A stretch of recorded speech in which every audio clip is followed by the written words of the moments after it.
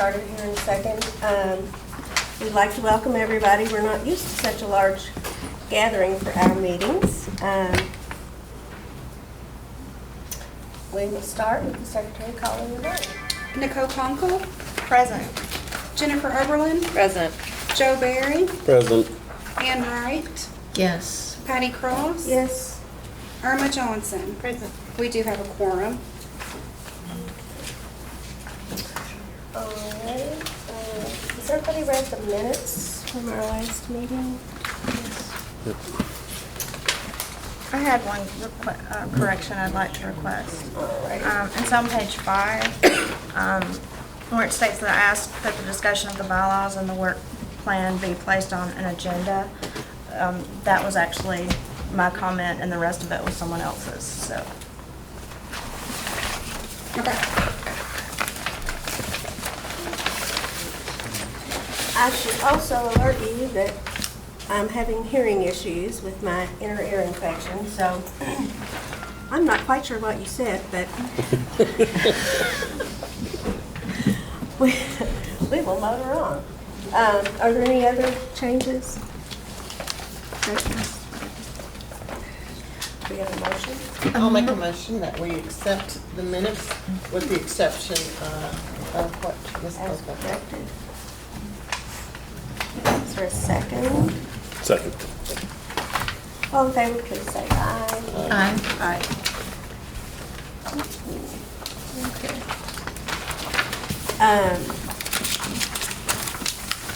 Does staff have a copy of our purpose?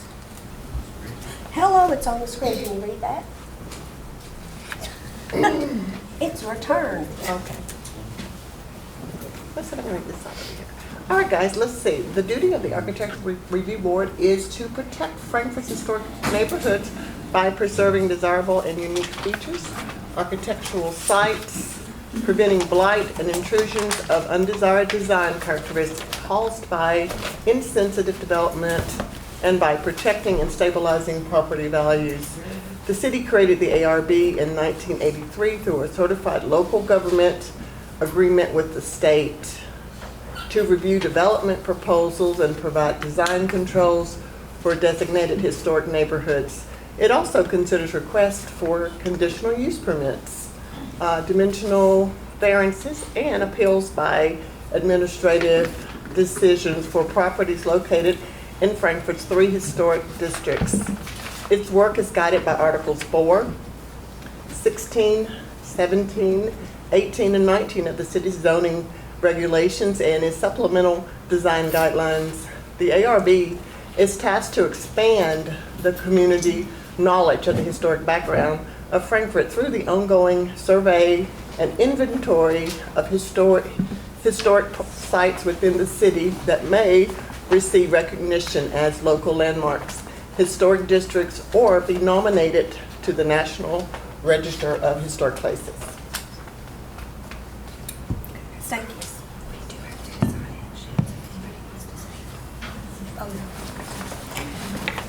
Okay. We're starting with our first item. You ready for me to read it?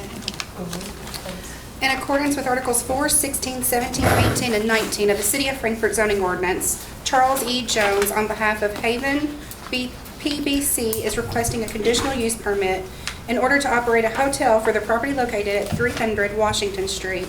The property is more particularly identified as PVA map number 061-24-07-006.00. Good evening, Jordan Miller, City of Frankfort. Our first 3 items are located at the same property, so for the sake of this presentation, I'm going to talk about probably some parts that might relate to the other.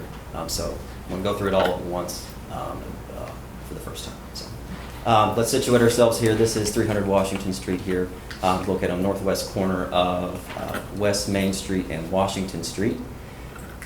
The applicant is, well, we have 3 separate requests here, like I mentioned. One is a conditional use for a hotel, one is for a restaurant, and one is for some exterior changes and modifications. I have some images here that we'll go through just to show the existing conditions of the property. This is the corner intersection here at Main and Washington Street. This is a little bit further back here, probably about 100 feet from the property as well, looking northwest. This is the rear of the property here on West Main Street. This is a wall that encloses an exterior area in the back where parking is proposed. This is a parking lot that's adjacent directly north, that's between the property and the funeral home that's a couple parcels up.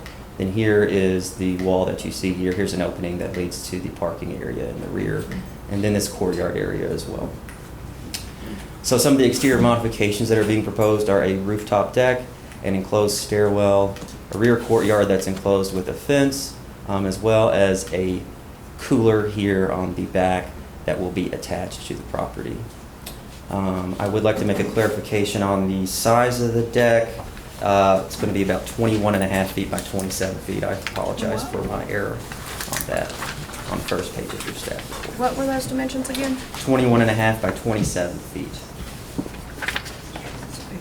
And that's the rooftop deck. Yes. What did we have? 15 by 21. Okay. Railing here, 42-inch railing is proposed. This is the south elevation on the West Main Street side. The restaurant entrance will be located here on West Main Street, and then the hotel entrance here on the front along Washington Street. Here's the proposed cooler on the back. It will be enclosed with some materials design features to help it blend in better with the property. There is an existing doorway here that they'll be able to access back and forth between the cooler and the property, so a whole new opening will have to be created for the cooler to be accessed to the interior of the structure. And these are some three-dimensional views that are along the street here that kind of show visibility, propose kind of some tests of what it may look like from the street as you're further back. When you're closer to it, it's not readily visible, or it's not proposed to be readily visible. It's not there yet.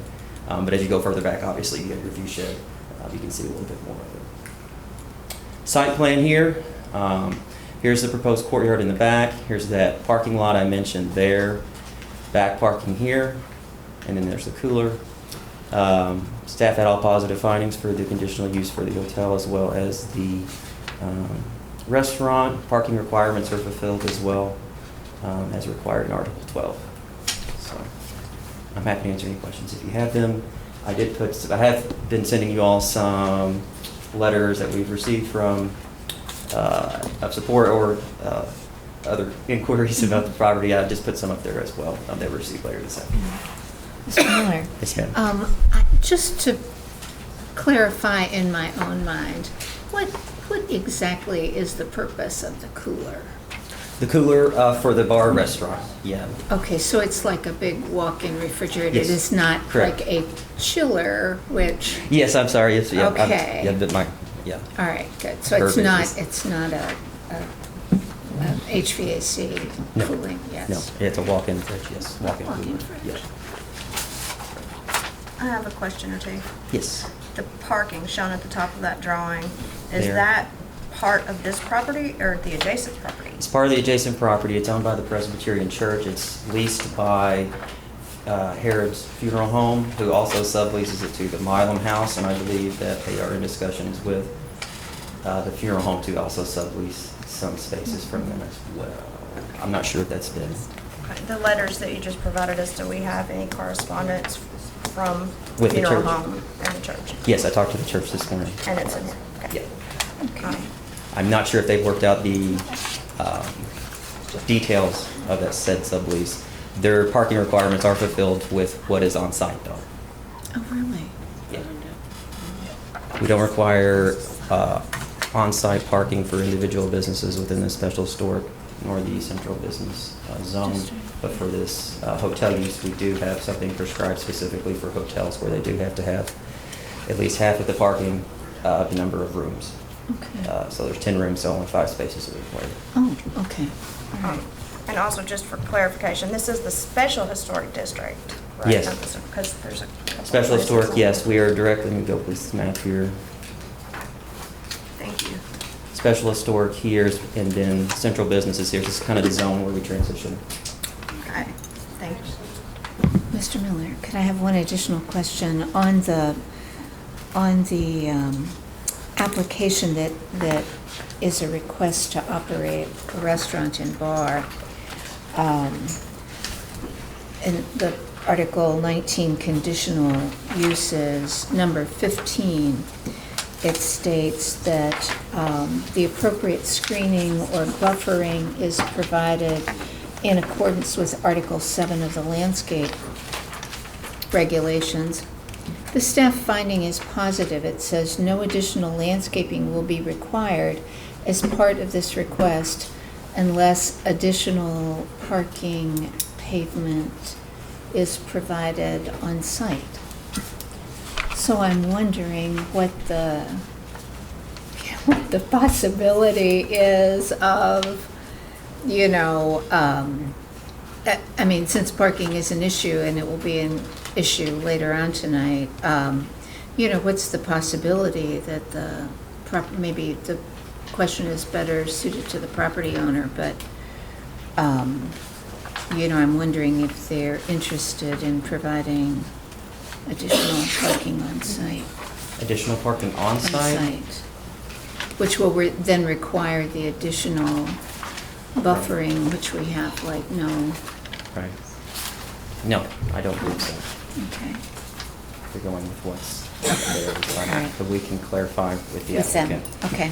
Just to be sure, have it on the record if we'd like. I would. Thank you, sir. No problem. I have a question. Yes, ma'am. Oh, and this is on the 2019-32 to operate a hotel. On page 3, number 14, the proposed use will have no adverse effect on the adjacent or surrounding properties with a positive staff finding. May I ask what your basis was for that recommendation? Page 3, Line item 14.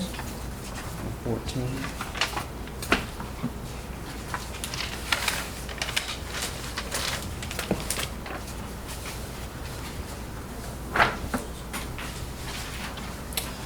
My basis for that looks like it is unlikely that gross use and traffic generated by the activity would adversely affect the neighborhood character present in the area and would fit harmoniously with the existing man-made character of the surroundings.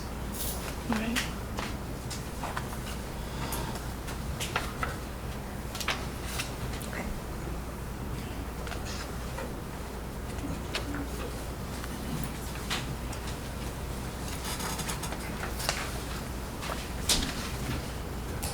It's open to pretty wide interpretation, the way it's stated there, you know.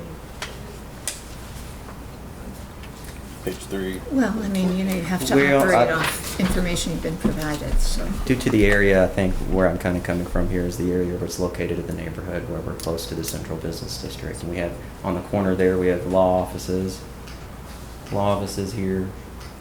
Offices currently being proposed, mixed-use building here being renovated. And then offices there as well. Oh, we do have residential right here, The corner has residential too. The law office has apartments above it. apartments on, yeah, mixed use as I stated.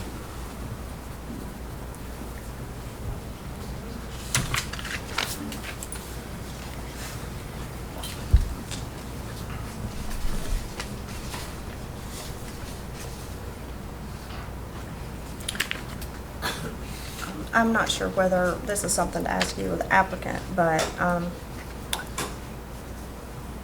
the conditional use permit mentions parking, tree removal, and maybe that's part of all these, but specifically that one, mentions parking, tree removal, and that some trees will be removed and some trees will be maintained. Do we know specifically which I trees? believe, yeah, on this site plan here, we note. Is that in the hotel one?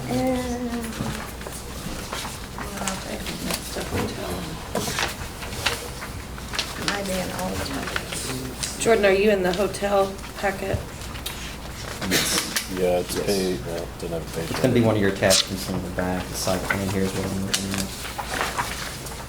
From my understanding is that as much of the large mature vegetation that can be salvaged will be, as far as some of the underbrush will be removed there, notably along this parking lot area here. Cooler installation, they do have a note there that says existing trees here will try to be maintained pending cooler installation. I believe, I will let the applicant speak a little bit more to that, but I'm gonna assume that they may not know exactly until they get in there and dig exactly how much some of the root systems may be affected by some of the digging. But we can inquire with the applicant, make sure the appropriate measures are taken as much as possible to save the existing trees. Was the tree question one of the, I'm just trying to find it. It's, if you look at that image, and I'm not sure where it is in the packets, honestly, but I just noted those questions on that image because some of the font was really small in our packets. And trees aren't something we've dealt with before. Is that part of our review? Predominantly street trees. I'm sorry? Predominantly street trees is what's within your, Street trees. or anything that's required by landscaping purposes, that we don't require.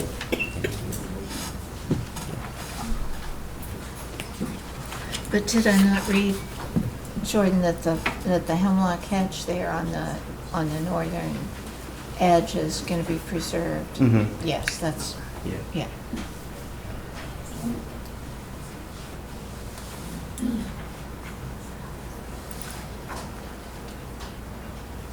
And if this is in the information, I overlooked it, and I realized you just updated the dimensions of the rooftop deck. How far set back from the edge of the roof is that? How far set back is it? Yes, please.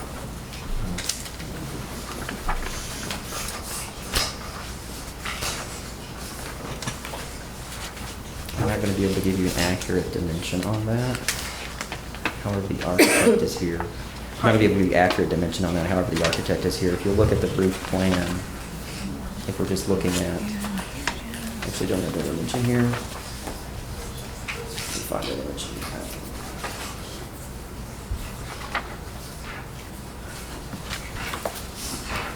So it's going to go 7. After we go through the floor plans here, It's going to go 7 feet This one's this there. way and 6 feet this way.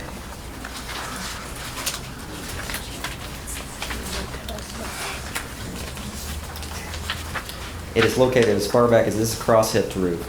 So it's with the slope on it, it's a pretty low slope. So it is located back, as far back as it can on that main front roof section. And then as far as, it looks like from the peak of that roof, it's less than halfway from the peak there along Washington Street. And then about halfway from the back along Washington Street, halfway back from Washington Street along West Main Street, it's beyond halfway back there from the peak.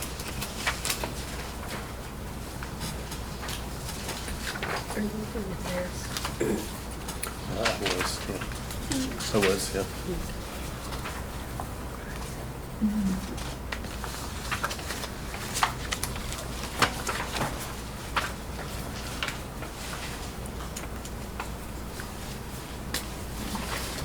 Jordan, do you know if the drawings were made with the 15 by 20 in mind, or? That was my error in measurement. Yeah, Oh, I was using the okay, wrong so scale. the Sorry. drawings are to proportion, that's, Okay, so the Yeah. drawings are, oh, okay. Drawings are proportioned. yes. okay, Yes. all right.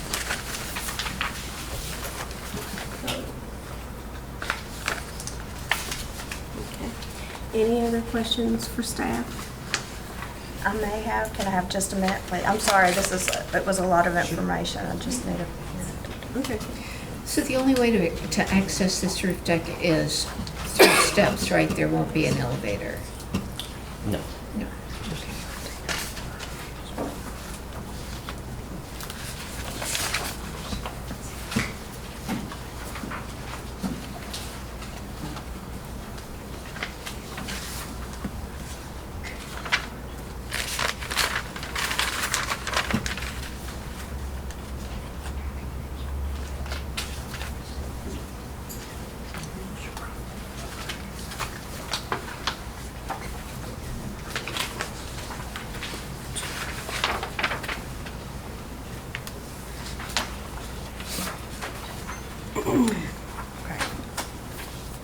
I do have another question, and unfortunately, I organized my paperwork differently. I would imagine this is probably in 2019-36, which is for the deck, courtyard, cooler addition, site modifications. Okay.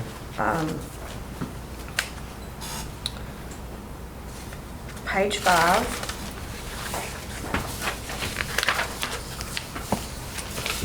Okay, the 7.2.4, porous paving materials. You referenced that in that section. And I'm thinking in that image or somewhere else, it says that both pervious and impervious materials are indicated. So is there another section on page 5 that would pertain to impervious porous materials? I was just a little confused by that. Off the top of my head, I don't know how to check my code regarding impervious. Let me look here where the existing.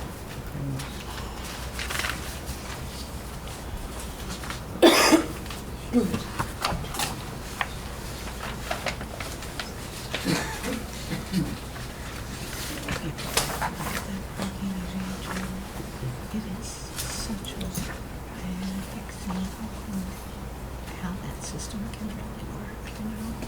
They have never to get the clearance. Yeah. Are you speaking? I can't really hear. I'm not speaking.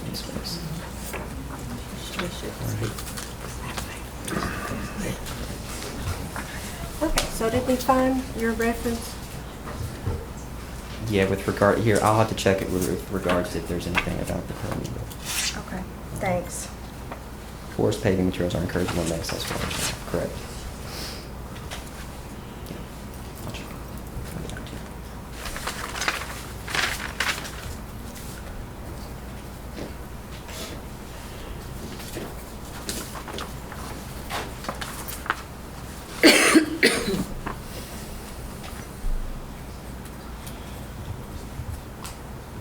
Okay.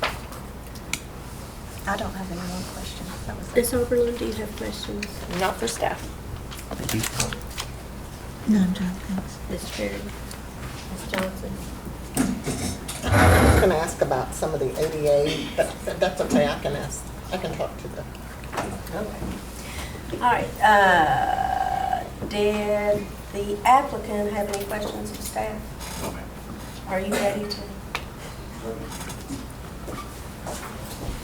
Madam Chair, members, Charlie Jones here. And I do first want to say honestly, I've been before you numerous times, but this one I really consider a privilege that Robert and Kathleen reached out to me to represent them on this. I think it's just a unique opportunity that the community has, that I've had to work with them. Not only is it a profound financial commitment that they're reaching out into here, but Kathleen is relocating to Frankfort. Rob is coming back home to Frankfort, and they've got a big project ahead of them. But I think they've done a lot of good due diligence working with Jen Williamson and staff, and hopefully putting the best proposal before you. So we're very excited about that, and I'm excited for Frankfort. I think we've seen a resurgence in interest downtown, and new opportunities, new possibilities, and I think this adds to it. I know it's kind of three-part. We've got three up here at first, and I want to try to address some of your questions that you had. I know the first one came in maybe about the walk-in cooler. Ms. Wright, it is to service just for the restaurant. It is kind of double screened because we have the brick wall there along West Main that obviously will remain, but there's interior screening around it by fencing and some greenery. So we hope that it will only be visible from the outside at all, but that is the walk-in cooler there. I know a discussion came up about parking. Based on our discussions with staff, we meet the parking requirements. There's 8 spaces there around back. It is, I believe, pervious pavement where it drains, so it is part of the pervious pavement back there. I don't know that there's room to put more parking. I think the configuration back there has maximized it without maybe pulling into where they want to have the back patio and courtyard. Perhaps you might get one in there, but we don't believe there's any additional room for additional parking. That said, we know certainly there's a parking concern, always, parking issues. But I think we have to look at it at like Bourbon on Main and Goodwood and Serafini's. They don't have parking. We find parking on the street for our patrons. We've reached out to Will Herod with Herod Brothers. Didn't return my call. I haven't talked to him yet. I did talk with Reverend Lacey at First Presbyterian Church, and she said, that's our parking lot. We have a deal with Herod Brothers. They lease it Monday through Saturday, and the church has it on Sunday. And I told her, I said, well, we might reach out to Will and see if we might be able to sublease some spots. And she said they work that out. That should be fine. But, she was concerned about Sunday. And I told her that we would just have to make sure that our patrons know that that is not a public lot, especially on Sundays. And that'd be, on us to make sure our patrons knew that. Of course, I think the signage says that already. There are some parking spaces. Mike Templeman has the parking garage in St. Clair. I've reached out to Mike. There are spaces available there. So we'll be looking at subleasing some spaces there at the parking garage, which is only really from the backside of it, maybe a block away at the most. So there are some parking opportunities there nearby in addition to the street parking that's already there. A question about the tree removal. There is one tree that's dead in the back. It has to come out, but there's no intent to remove any other trees there on the space. The hemlock row there, we actually had the property surveyed to make sure that was on our property so we could preserve it. Okay. So that row of hemlocks is on our property based on the survey. Most of the green space, I think all the greenery shown there is on our property. Only thing that we're going to do, we have no requirements, as I understand staff, to add any landscaping, but we're adding a tremendous amount. I know they've already been in contact with Inside Out Design and got some preliminary proposals, some of which you see here on adding landscaping in the courtyard area, maintaining the trees that we have. There was even talk about maybe putting some trees out front of the building. So they're actually going to add to the landscaping that's already there and maintain, obviously, mature trees that are there. We want to maintain those. Question came up, I think, about the setback on the walkabout, the rooftop deck. I think Jen Williamson's here, and she may address that better than I, but I think it's about 10 foot in from all sides. And if I may, I did not present this to staff, but if I may pass that to you, we took some pictures of what it looks like from the roof. I think I have enough. Thank you. There's several for you all to pass around. Sure.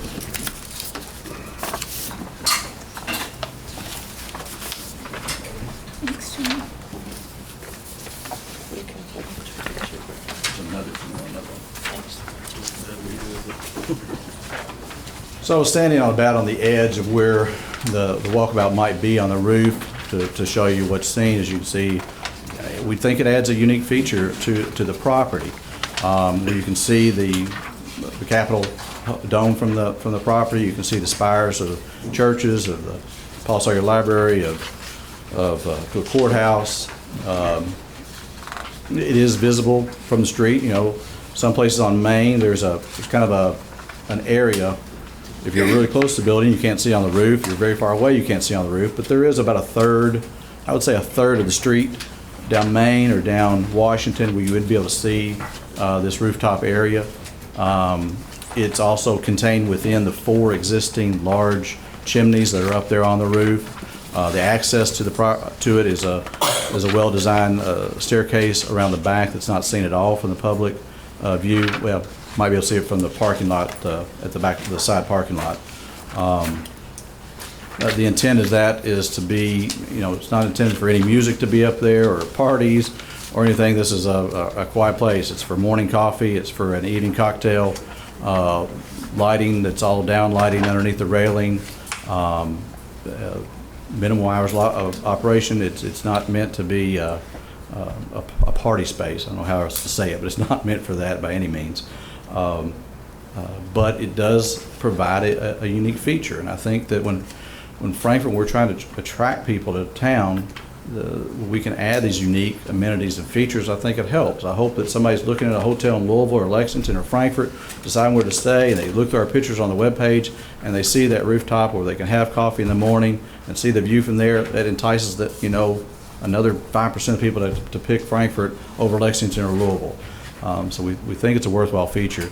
There obviously has been some concerns raised about it. We appreciate those concerns. They're legitimate concerns. But we don't believe it really detracts that much from the historical integrity of the building or from the neighborhood. We don't feel. We think it's a nice addition that enhances the property, we hope. As we discussed, the restaurant and the bar run by a separate entity with a side entrance. It's kind of separate from the hotel. Hotel from the front, the restaurant, and the bar from the side entrance. There, we think they complement each other very well. Looking at 10 rooms in the hotel, has a couple of meeting rooms up front, possibly in the parlor area.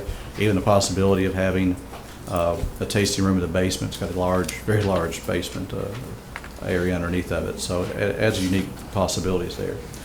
At this time, we'll take a break. It's fine to hear from me, and usually you always hear from me. My clients don't talk a lot, but I think you need to hear from the Hayes and let them explain to you what their vision and why they're here. So I want to introduce you to Kathleen Hay, if I may, and let her speak to this as well.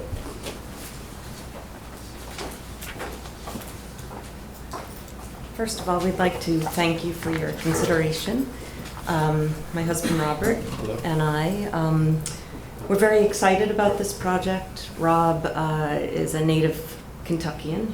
He grew up in Louisville, but his grandparents, great-grandparents, great-great-grandparents were all from Frankfort. He descends from Colonel E.H. Taylor, who happened to live at 300 Washington Street for almost a decade in the 1860s. So the house has a significance to us in a family legacy, but also in a historic legacy. Rob and I have made our home on Nantucket Island for 4 decades. Nantucket has some of the strictest historic building codes and regulations in the country. We both work in building trades. Rob was a contractor for many, many years and then got certified in CAD and does architectural drafting. And I've been an interior designer. I've had my own business for 20 years, but prior to that worked for another designer. In our work, we have worked on many antique homes. We understand the historic fabric and the importance of preserving history. I'm also a graphic designer for the Nantucket Preservation Trust, whose mission is to celebrate and preserve the historic architecture of Nantucket Island. And I serve on the design committee of the Nantucket Historical Association. So we're very versed in history, the preservation of it. Nantucket has the largest collection of pre-Civil War homes in the country. It's over 900 homes. The entire town is a National Historic Landmark. So we are not in the business of coming in to slash and burn and destroy historic architecture. And in fact, this building appealed to us even before we knew Colonel Taylor had lived there, for the very fact that it is an opportunity to preserve history while also moving things forward, because you have to preserve it, but you also have to continue to add history. Do you have anything else to say? No, I would talk all night if I had the chance, so I better not. But we are really grateful for the opportunity to make a difference in Frankfort. We think your city is beautiful. I've come here for the 30 some odd years I've been with Rob to visit his grandparents, and it's just a beautiful place, and we look forward to being members of this community. Thank you for your time. Thank you.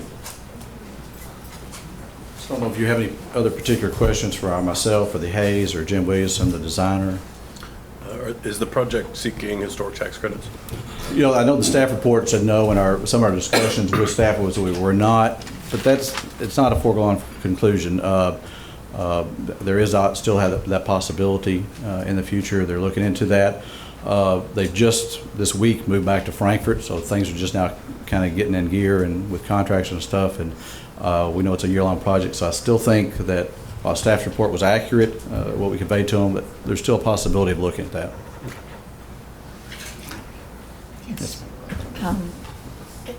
We know the planned capacity for the hotel.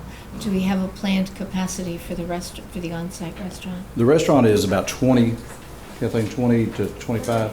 28 to 32 okay, seats. 28 to 32 seats, I'm sorry. That was a little smaller. Which includes the bar. It includes the bar area as well. not this bar area, the interior. Yeah, just bar. interior, yes. Yes, not serving on the walkabout up top. And you said this side entrance would be on Wapping Street? No, the side is on Main. On Main Street, oh, sorry, Main Yes, Street. ma'am. Yeah. The house was actually originally West Main Yeah. facing. It was built in 1815, and then in 1845, Colonel Taylor's Madam his Chair, wife. I would ask that, I'd like for anybody to speak that wants to, I would just ask if they come to the podium so the court reporter can get Catch it her. accurate. Good point. I can't hear anyway. So Kathleen, you want to come on up? As she was saying, the original home, and I think it was pointed out in Ms. Bierenberg's letter, the original home was on Main Street, and then it was added to, that now has a Sorry function. about that. That's pushing out front. Us Northerners, we just speak out. The original house was the entrance on West Main. It was built in 1815. It's actually known as a house in the house because in 1845, Jacob Swigert, who was Colonel Taylor's father-in-law, built the Greek Revival addition and changed the face to 300 Washington. So it sort of provides a perfect opportunity where the restaurant can have a separate entrance to the hotel. I have another question if nobody else has one. Ask it. Okay, so this is this, right in front of that cooler is like a service entrance, which is in that drawing just left of the bar Yes. entrance. Okay, if that's the case, how often will deliveries be expected, and are they is that the entrance where delivery trucks will be? Well, the delivery trucks could either come there on West Main through there's a gate there. I think one of the pictures shows it's open, but there's actually a gate there that would remain. So it could be there or the back entrance off Petticoat. So both of those will be used, or that hasn't been determined? Hasn't been determined. It gets depending on the truck. I mean, some of the trucks probably couldn't turn on Petticoat.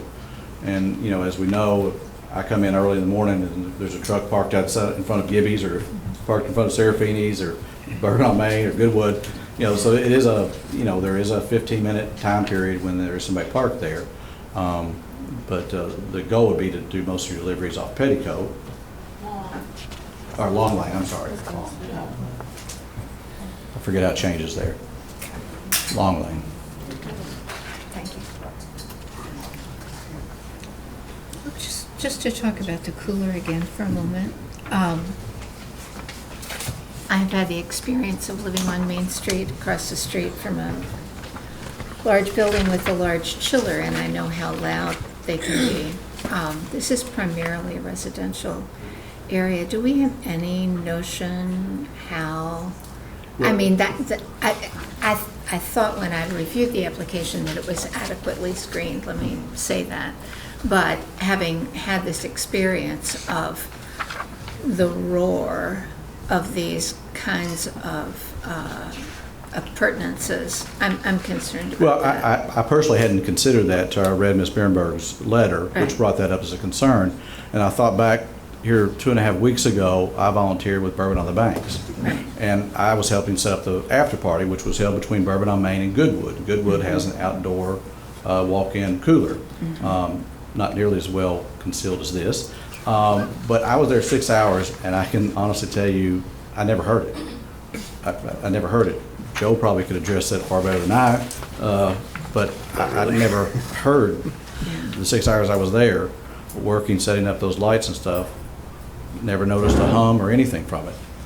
So I can't say that definitively it won't make any noise or what the decibels will be, but I would point out, Yeah. I'm sorry. We actually, because we're in the building trades, we just installed an air conditioning system that you literally can't hear it run. There's a large condenser unit outside the building. It's like a whisper of a fan. We plan to use systems that are modern and not old. The old systems were loud, and it's a very valid concern. Also, this chiller is about half the size of what Goodwood put in.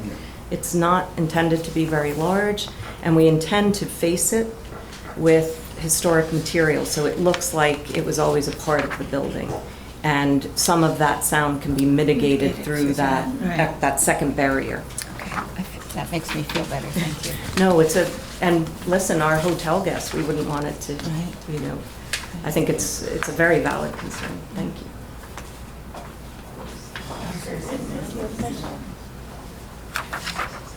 Oh, I was just gonna inquire about your ADA any addition to, So it's my understanding from Jen, maybe Jen could address that better, that they're kind of exempt from these ADA requirements, being that structure, but maybe Jen would be best to address that. Hi, I'm sorry, Jen Williamson. I'm at 407 Wapping. So we are planning to take the building permit on the project through the Kentucky Department of Housing and Building. It will go under following the model code for existing buildings, and that has a section for historic buildings.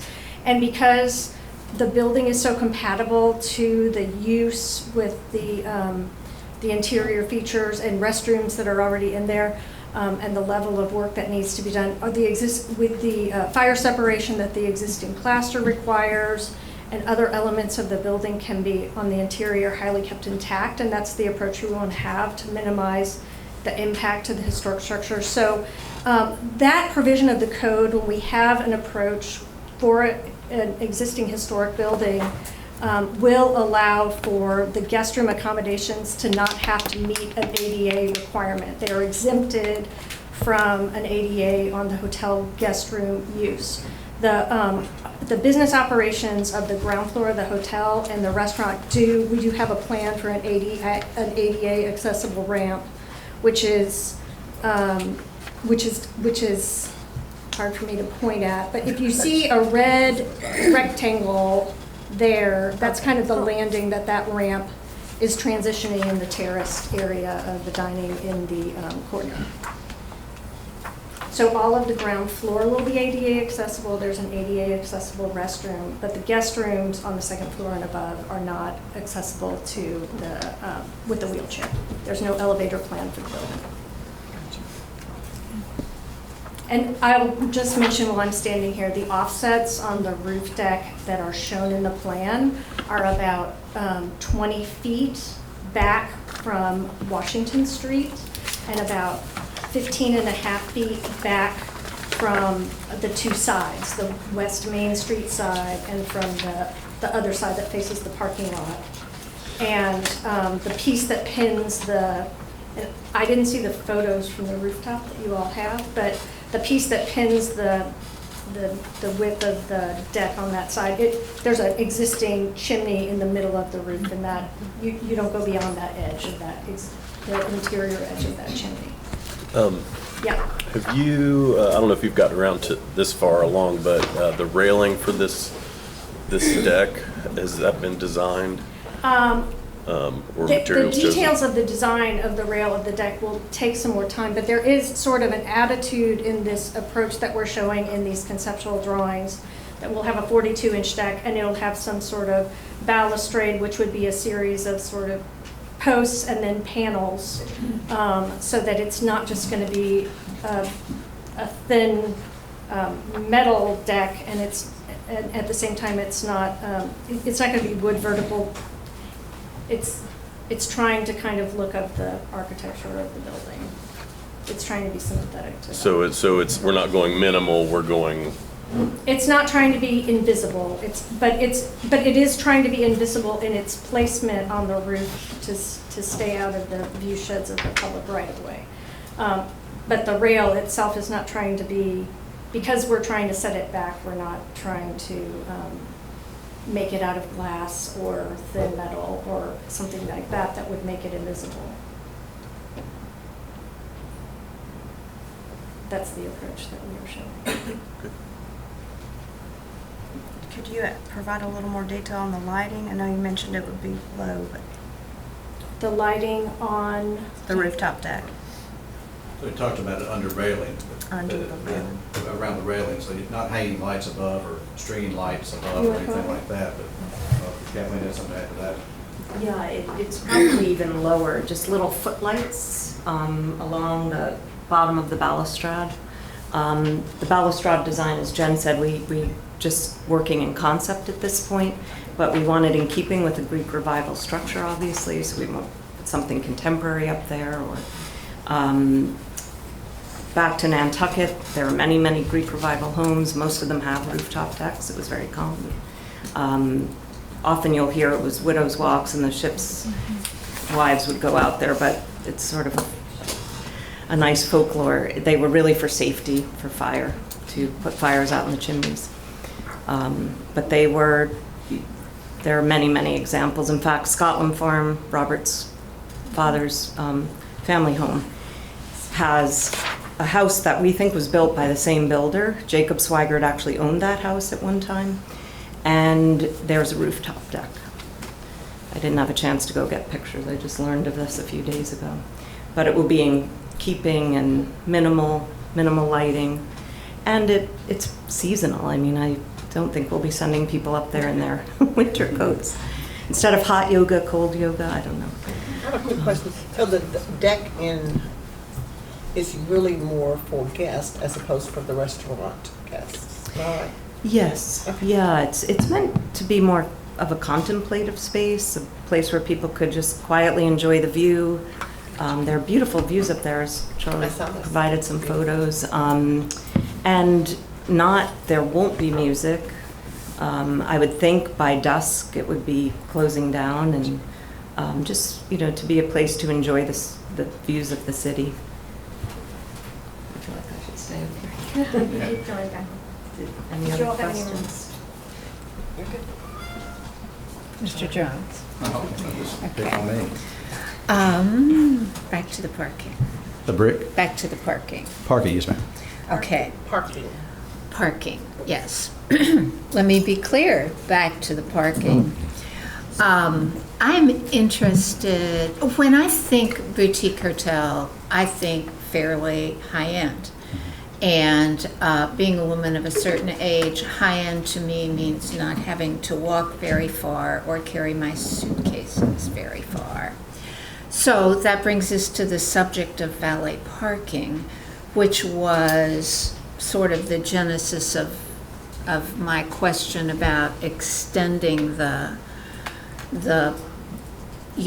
parking from the permeable pavers that exist already in the back of the property, because that would be the easiest way to get in if you were taking, Luggage. even your handbag with you.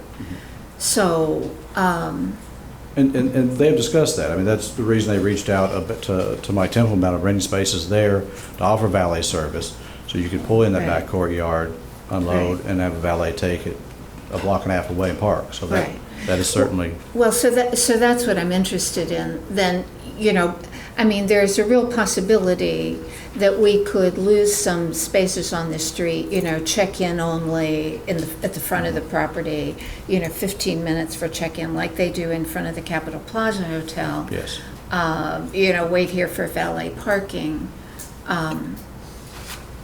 So, that has an impact downtown. So would like for you to flesh that out for me, sir. Well, we have talked about going to the city about a space out front, if one could be, a 15-minute parking or something out there for guests to pull in that came to the front, or directing them to the back. But there's no other accommodations. If somebody's going to come to the hotel, they want to come there either the front or the back, and that's why we think that, that we have to obtain some parking. Do we have to? No. We're adequately parked per the rules, but we certainly don't think that's good enough, which is why we reached out to Bill Harry to see something that can be worked out next door. That's why we talked to Mike Temple, and they've got spaces there. I don't know if things changed because of the letter of the editor of the paper today about that parking garage. Just happened to come out today as well. But we've got to look at some other alternatives, because yes, I think it will be an upper end, a high-end establishment, and the valet parking will have to be a part of that, and we'll have to rent some spaces at that parking garage. Well, I'm just looking at all that other paving there, which adjoins and is perpendicular to the permeable pavers, and I'm wondering if that is ever going to become a space that you could then go out the gate on the other side for You're talking about access the to parking the next door. rear. Yeah. Yeah, I mean, and that's a function of the church and Heritage Funeral Home, I think, is what you're saying? Oh, I'm sorry. No. If you could come in off Long Lane, Oh, yes. across the permeable pavers. Yes. And then down along the side of the building where the hardscaping is indicated now, and then make an L and go Oh, out to the parking. that way, so you could literally Drive through. almost drive through, almost drive to the door. There'd be an attractive way to do that, but, I'd just like to, I'd like to hear a little, if that's what the, if that's what the plan is, I'd like to hear about it now. If it's just, we're gonna have Well, I can tell you that's front not the door. plan, because Okay, there's good. a substantial amount of work has gone into designing that hardscape in the back patio area. It's a very nice feature. It's really nice back there, and to put a drive aisle through it, I think would really destroy that ambiance back there. I just don't think that's a possibility. Okay. That's what I'm interested in. Well, I have a question that's really actually more for staff. Did we not put together and zoning regulations for boutique hotels that talked about the parking and requirements and all of that? Referenced that earlier. So, I think you have to have half. You have to have one per, you have to have one per room, but half of it could be considered on-site and half on street. but there was discussion of valet parking too. But, I mean, I think that, this is something you all just have to work out. Right, I believe that was just in discussion, but there's nothing in the rules, particularly about that. I would like to make one quick clarification. I stated that the zoning districts there at the corner of this intersection. Here, Catfish Alley is about right here. We go 3 parcels up. So this is SH here, these 3 on this side, and these 3 on this side. Then everything else south of that is CB. These are institutional uses, mixed use, as I mentioned before, offices too, residential. Just want to clarify that. Thank you. All right. More questions for me. Mr. Jones? And just to say, we know that in the special historic district there, probably 60 to 70% is residential. The other 30-40% is churches and professional offices and such. This end tends towards the more professional office side of it. You have law offices and parking lot and church and the funeral home. We tried to reach out to several people. We talked to Bill Johnson, who owns 2 properties, and Herb Levin owns 2 properties, and John Boffman, and Lane and Natalie Wilkerson, and Kim Dudgeon, and the church. Obviously couldn't call everybody. We reached out. Some of them had concerns. Most of them were very much in favor. I think some of the letters have come in. I know that Natalie had some concerns, and they're all legitimate concerns, but we're on the edge of the central business district. We're on the edge of this new entertainment district they're looking at for downtown Frankfort. I think this is the furthest away towards the residential, although there are residences nearby. We certainly appreciate that. But we do think we can be compatible and blend in with them well. If you're done with it, it's fine. I would like the opportunity, if there's comments from concerned citizens, that I could address those at the end of citizen comments. Thank you. Thanks. Do we want to sign?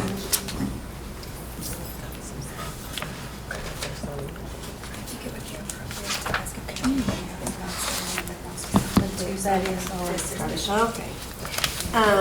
If anyone would like to speak on this particular case and you've not signed in, please come up and sign in so we have a record of everybody who's planning to speak. Is everybody signed in? Okay. First, we have Kelly Everman.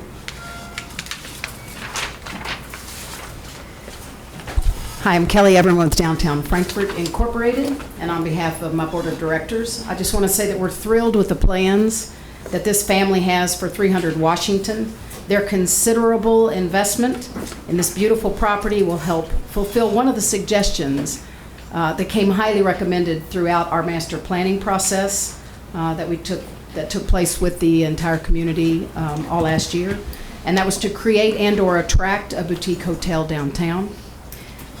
Their commitment to this property revives a historic building that has sat there empty for at least 2 years.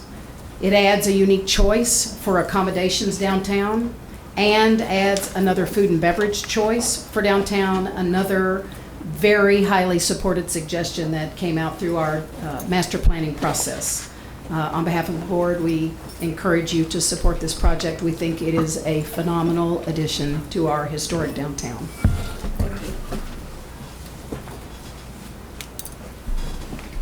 Reverend Sandy Lacey.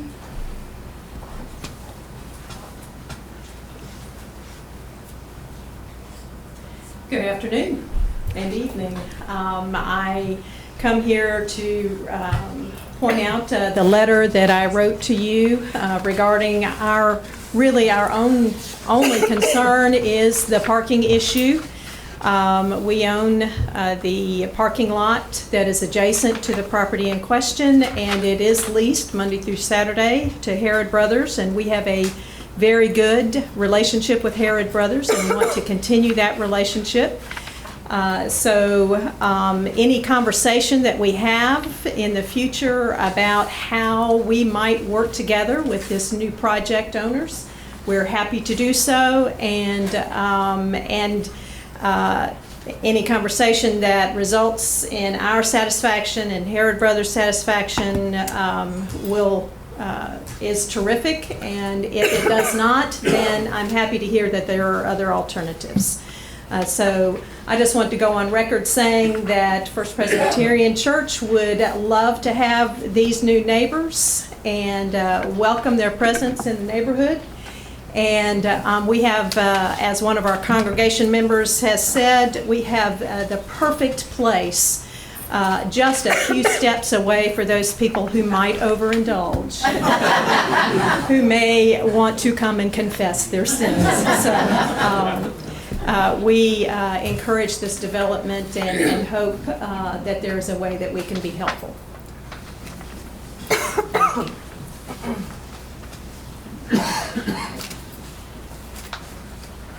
Michael Radke. I don't think I said your name properly. Hi, my name's Mike Radke. I live at 4 Lions Court, so I live in the downtown area. I have a bachelor's degree in architecture and a master's degree in architecture also, University of Kentucky for the first and Rice University for the second. I've worked at the Kentucky Heritage Council dealing with historic preservation tax credits for almost a decade now. And so a lot of looking at these kind of buildings, living in this community. And let me start by saying I really appreciate Robert and Kathleen's investment in this building. You know, this is very significant. This is something we really want to see in our downtown.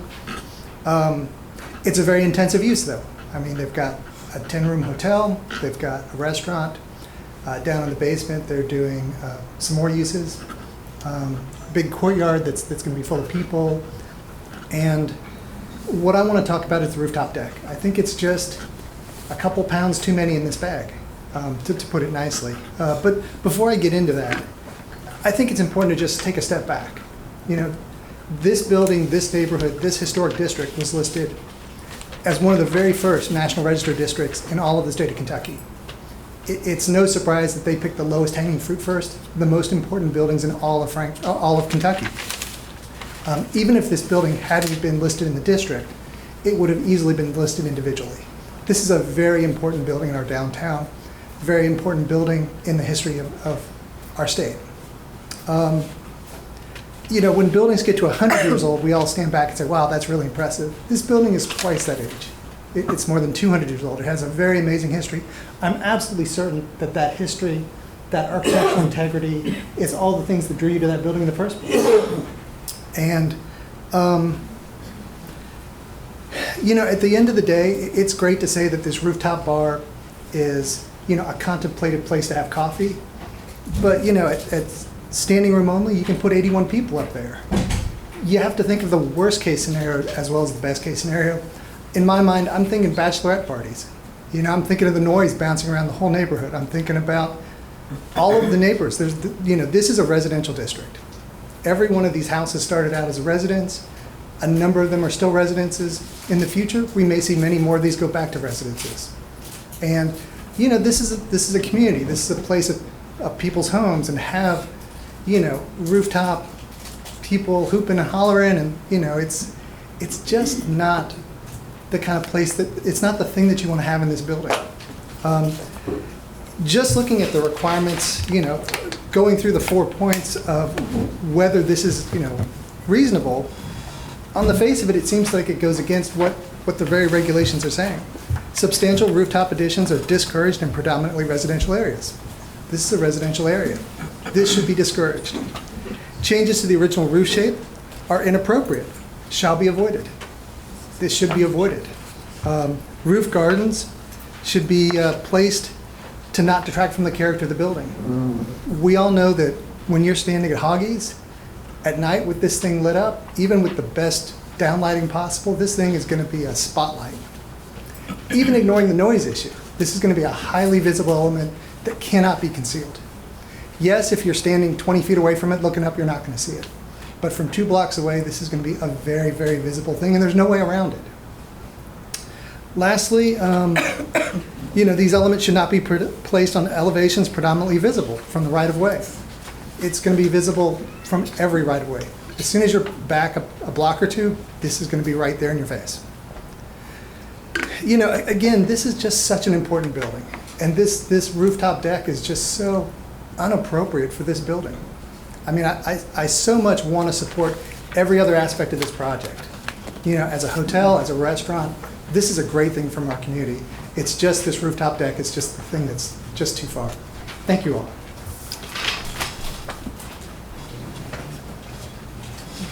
Vicki Bierenberg.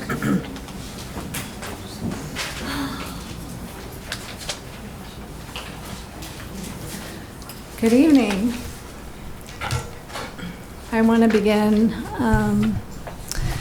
first of all, my name's Vicki Bierenberg. I know you all know who I am. I live at 407 West Main Street, across the street from the applicant's property at 300 Washington. I want to begin with a thank you to all of you tonight. Again, you're in a very difficult role. It's very important to the community. It involves a lot of work and analysis, takes a lot of your time. Not very many people take the time to say thank you. I want to say thank you for your service and your time. I don't really know where to begin tonight. There are so many things, but I think it's really important when we make decisions that we're looking at factual information. And there's been a lot of information presented tonight that hasn't been completely factual, and there was information in the staff reports that I felt kind of danced around some of the key themes and issues that you all are supposed to be concerning yourself with when you make a decision like this. You've had people talk about the history of the building and the significance of the neighborhood. We are in the special historic zone. There are 3 historic zones in Frankfort. 3. They are not all the same. They do not have the same design guidelines. They do not have the same character. They do not have the same qualities about them. And it is your job to distinguish between the 3 neighborhoods. And what I'm feeling like happening here is that suddenly my neighborhood, the special historic, is being kind of swallowed up by the central business district. And this is a new use. As my understanding is that the zoning ordinance was changed to accommodate this use for this particular building. This is an untested use in my neighborhood. We don't even have a restaurant in my neighborhood right now. So I'm not sure that the staff report really took the time to think about all of the significant impacts to the neighbors. I'm very concerned because my property is 160 feet from the building. My master bedroom is 160 feet on the 2nd floor, and I'm pretty sure that when the leaves are down off those trees, that the 20 or so people that that deck could hold might have a direct view into my master bedroom window. So when they're talking about the views of the city, that would be quite a view, I suppose. I don't know. But it's not one that makes me feel comfortable. Ms. Wright, I appreciate that you brought up the noise of the cooler. That is also a very real concern of mine.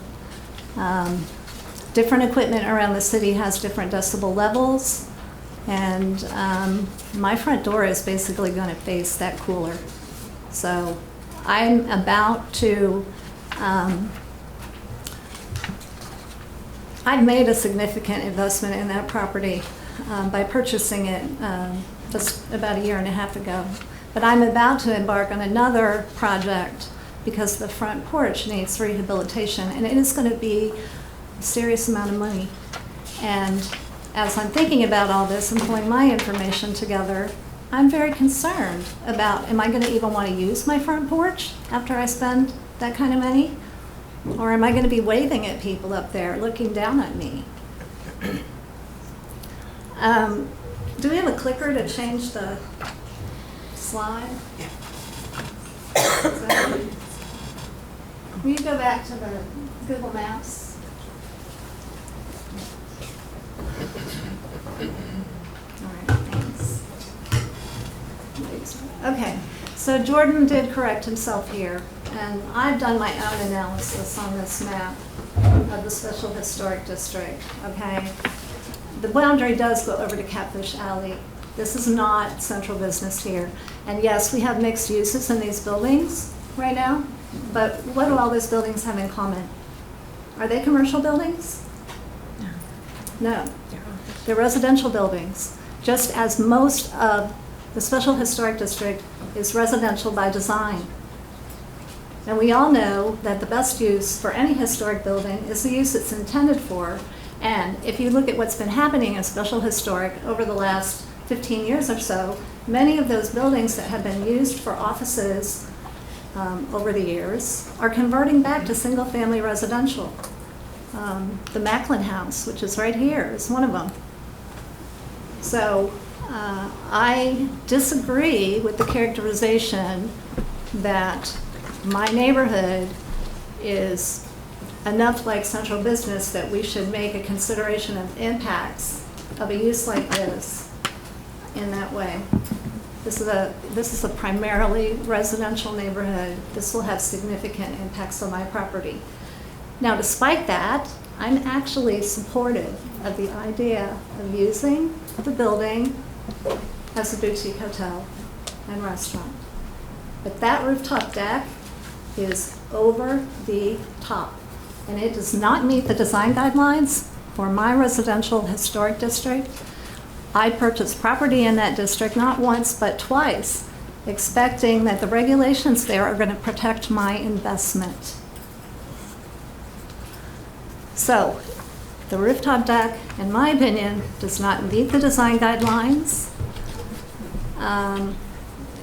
The comparison that people were making before to Serafini and the other restaurants downtown, I'm not downtown. This is not the central business zone, and this needs to be analyzed as such. So, the rooftop deck and the enclosed stairwell do not meet the design guidelines for the Special Historic Zone. These additions will be visible from Main Street on the front elevation and on Main Street and Long Lane on the rear elevations. They will detract from the residential character of the district. And like I said, Special Historic is entirely residential by design. It's 70% residential by use. I counted 85 parcels. 56 of them contain a single-family home and is currently being used as such. 2 homes are museums. 8 homes have a conditional use permit as office. 1 home is being used as a flower shop. 1 home is being used as a funeral home. And we have 3 to 4 that are currently mixed use, partly residential. I'm concerned about noise, both from the cooler courtyard and the rooftop deck, but it's primarily the deck and that stairwell that I am just completely opposed to. It's out of character for a house this significant in my district. And I'm glad that the applicants mentioned that they're from Nantucket, because they're right. The entire island of Nantucket is a National Historic Landmark District, and the building codes are very, very strict. What they neglected to tell you is that their application would not be approved in Nantucket. And I mention that because I don't think that Frankfort's significant historic resources are any less important than the ones in Nantucket. And this house, while it's going to be used now, probably as a hotel, and the 30 years prior to that, it was used as an office. For all the years before that, 85% of the time it's been in existence, it has been a single family home. That's the character of the property. So if you think a rooftop deck is okay and you allow that here, what is going to stop you the next time somebody in the district decides they want a rooftop deck on top of their house? It's a very slippery slope when you set a precedent like that. So, again, I'm cautiously supportive, but I'm completely opposed to the rooftop deck and the enclosed stairwell. Thank you. Pat Bacon? The agenda item that was of concern to me has been pulled. Thank you. Robin Antonucci?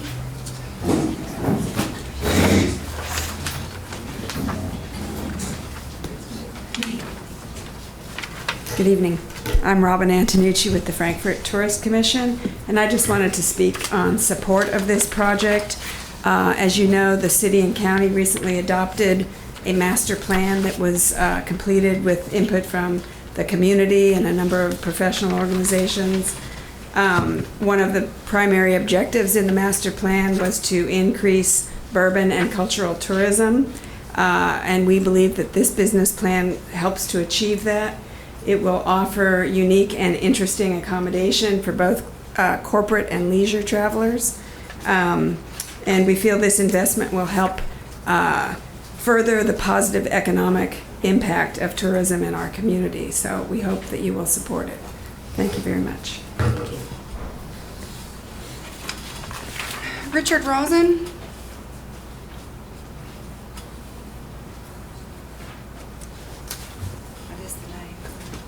Yeah, I don't see him. Natalie Wilkerson?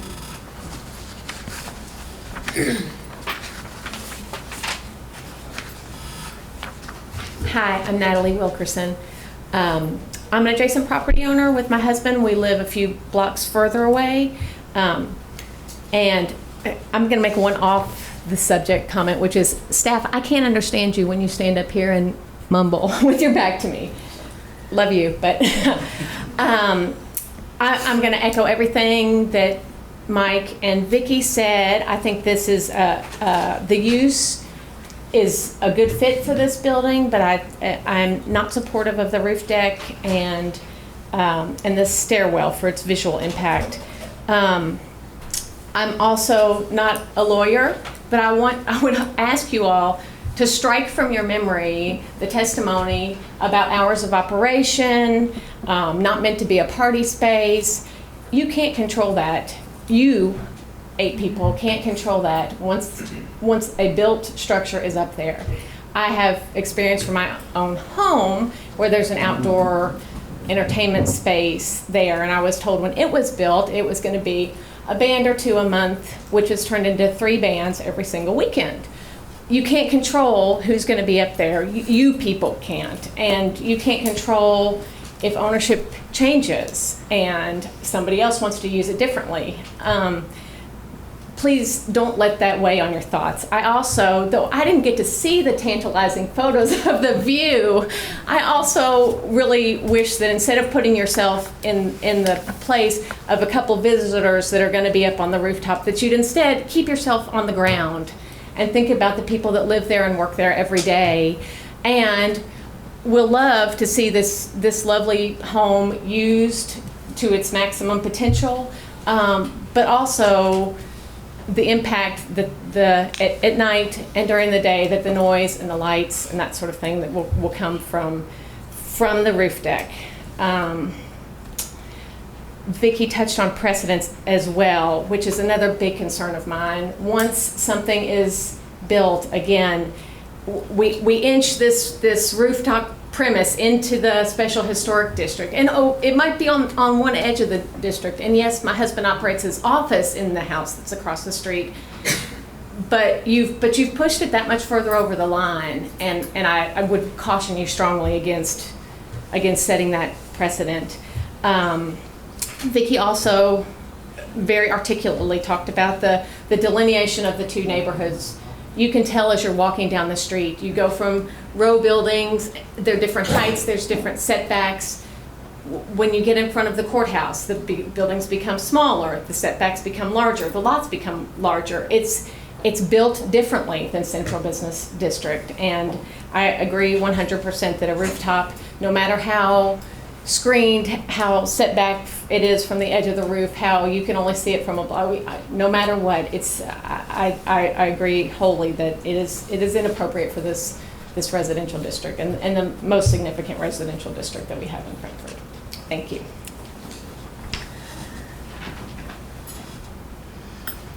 Terry Bennett.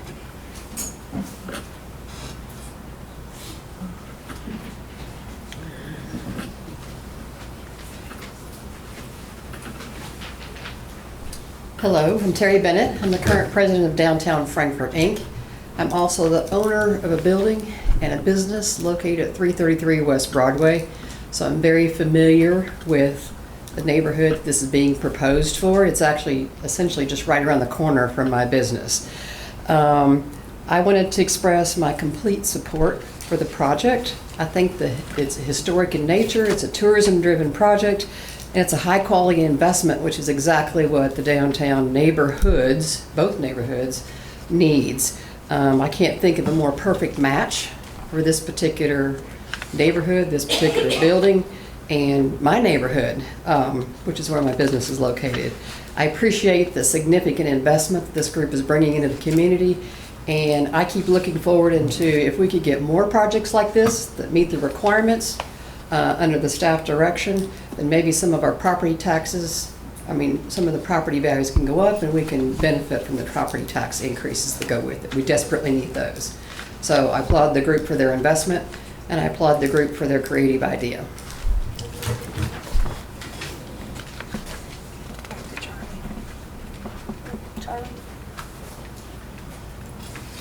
Madam Chair, thank you. Thank you, Madam Chair. Listening to the comments here from the residents in the area, we're not unmindful of that. And speaking to my clients, while they still feel that the rooftop deck is a nice addition, I think we'd like to ask tonight that we remove that portion of our request. We'd like to bring it back to you, though, because I think some issues came up that maybe I failed in properly presenting for you. Ms. Beerbank testified that you can see this, or maybe Mr. Radke, that you can see it from blocks away. I walked around downtown, and I don't think you can, but I don't have proof of that. So I think we could bring back some other things before you, and also potentially bring back some conditions about the exact lighting, the exact railing, the exact hours of operation, some more specifics to address maybe Ms. Wilkerson's concerns about once you approve it, you let go of it. I would agree with her. Without some conditions that we kind of place on ourselves or put before you. So I think that while we may not convince Ms. Beerball or Ms. Wilkerson or others, or even convince you, we think maybe we could better present that portion of it for your consideration at a later meeting. But that said, we'd still like to keep on our conditional use for the outdoor areas, for the hotel, and for the restaurant bar. And then I'm also happy to answer any questions you still might have. So the waters have been muddied a little bit because we haven't yet had the presentation of 2 of the 3 items, right? I thought they were all kind of grouped together, sorry. Oh, they were. They're all, okay. I think we just threw them all in there. item. Yeah. Gotcha. So there is the one for the hotel. Okay. I mean, I knew we had talked about all of them. Yeah, there is the one for hotel, there is the one for the restaurant and the bar, and there is the one for the walk-in cooler, the hardscape improvements, the fence, and we'd like to remove from it the staircase and the rooftop deck at this point. So you want to continue with the paved courtyard lounge area Yes. and the attached walk-in? Yes, ma'am. Everything except the outdoor, the side staircase and the rooftop. That's specific to packet 2019-36, if that's helpful. Sorry, what? So that's what the two line items he's referring to are in our packets, ARB 2019-36. They're the first two line items. I was just sharing for convenience. Okay. Question? We can do that. No. All right, thank you, thank you. Okay. I suppose we're ready for discussion. Well, we've nixed the stairwell, right? So it seems like the big issue. Kick that can down the road. Well, let's start by voting on the hotel. Do you want to? Would you like to make a motion? Yes, yes. I would like to discuss something You'd like first. to if that's discuss? okay. Okay. Just one thing, just, yeah. Enunciate loudly, Sorry. please. You brought up the cooler several times. Yes. And I was just wondering if everybody was comfortable with the screening. I'll give my insight on the cooler just based on what little experience I have. Excuse me. So the cooler's probably gonna be a lot less loud than a residential air conditioning unit or heat pump, and it's gonna run less often as well. So to me, that's probably an excessive concern. Especially these modern units are going to tend to be pretty quiet. So that plus the screening, for me personally, that doesn't seem like a concern. And it's obviously, it's a very important part of, if we're going to support the project, that's clearly something that's going to be important to what they're trying to do. So we're basically looking at ARB case 2019-32. Is that correct? Yep. Is that the one you're? Yes. Okay. And a motion? I would like to move that in accordance with Articles 4, 16, 17, 18, and 19 of the City of Frankfort zoning ordinance, that the ARB approve a conditional use permit in order to operate a hotel at the property located at 300 Washington Street.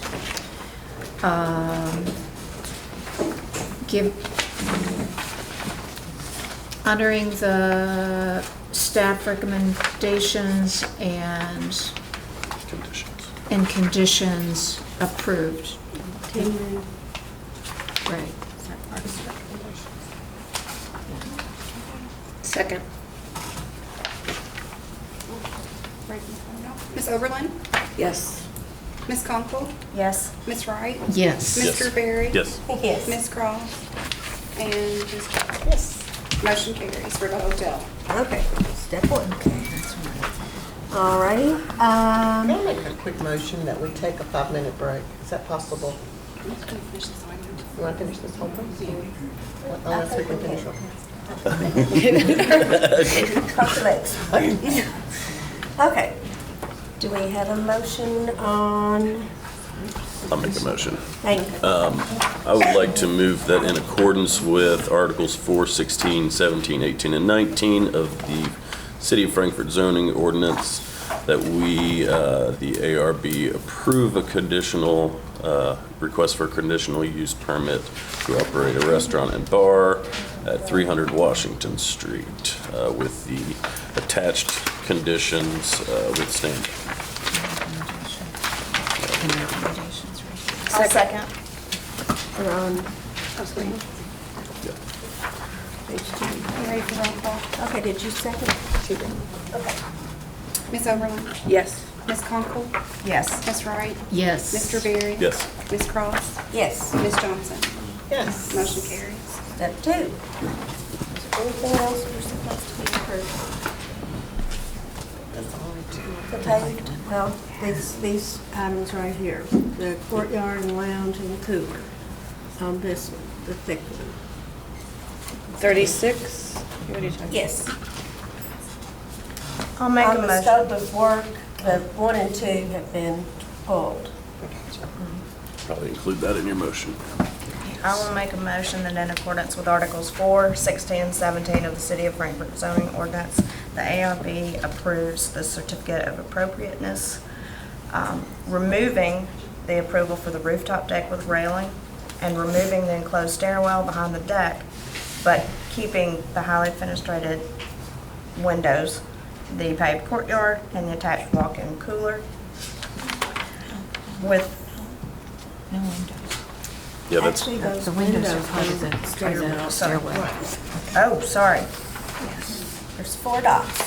Sorry, striking all of the first 3 dots. So not including the rooftop deck, the stairwell, or the windows. But including the paved. But including the paved courtyard and the lounge and the attached walk-in cooler, and keeping the conditions provided by staff. Is there a second? Second. Ms. Oberlin? Yes. Ms. Conkle? Yes. Ms. Wright? Yes. Mr. Berry? yes. Ms. Cross? Yes. And Ms. Johnson? Yes. Motion carries. There you go, step 3. We look forward to seeing your work. Okay, now we'll have a 5-minute break.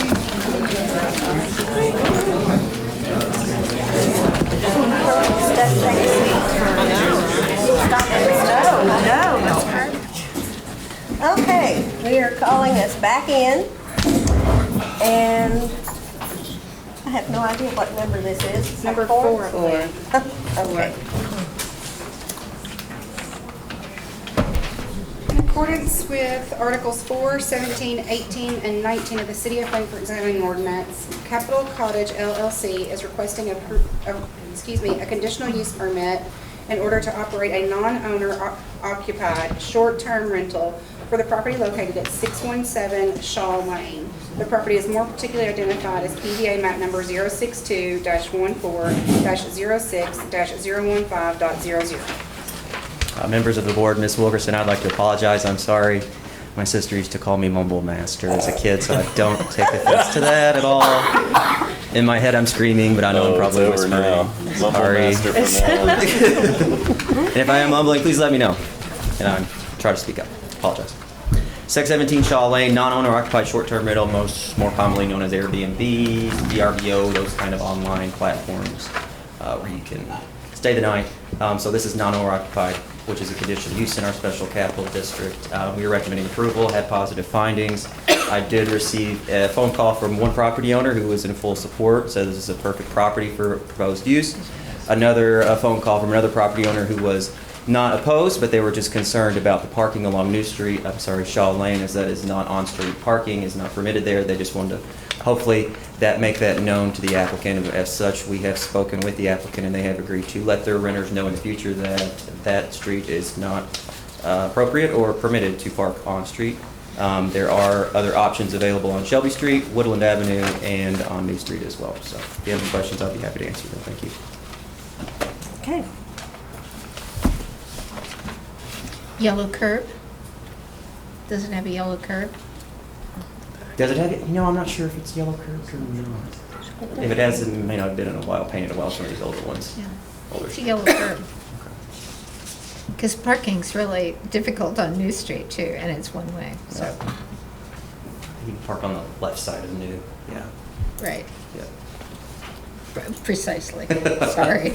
Except not in my garage. We've had people pull in to park. Oh, yeah. I bet you have. I bet you have, right. So, yeah. Yellow curb.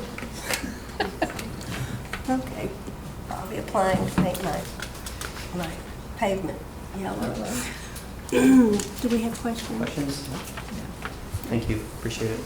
Okay. Applicants.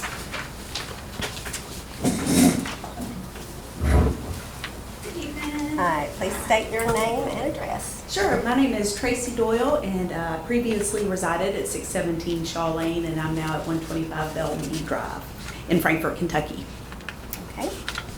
So, have you read the staff report? Yes, ma'am, I have. Are you in agreement with everything? Yes, ma'am. Okay. Anything you want to add? No, I appreciate the concern on parking, and as somebody that lived in this residence for years, I understand there's absolutely no parking on Shaw, and I will make that very clear to anybody that would be staying there that they will need to park on New or Shelby. Questions for applicant? Not me. Okay. Okay. She was expecting a long drill. Generally, we're rather friendly. Yes. Appreciate it. I just let you be able to put the cast on for sympathy. Well, I have to say, that's the first thing I thought, too. When you stood up, I thought, I wish. I wish it was a fake one. All righty, well, I think, does anybody else need to ask anything? Okay, thank you. Thanks. Do we have a motion or discussion, or? I'll take another stab at a motion if there's no discussion. All right, let's try again. In accordance with Articles 4, 17, 18, and 19 of the City of Frankfort zoning ordinance, Capital Cottage is requesting a conditional use permit. Make a motion that we approve this conditional use permit with the recommendations presented by staff. Second. Second. Ms. Oberlin? Yes. Ms. Conkle? Yes. Ms. Wright? Yes. Mr. Berry? Yes. Ms. Cross? Yes. And Ms. Johnson? Yes. Motion carried. Go Tracy.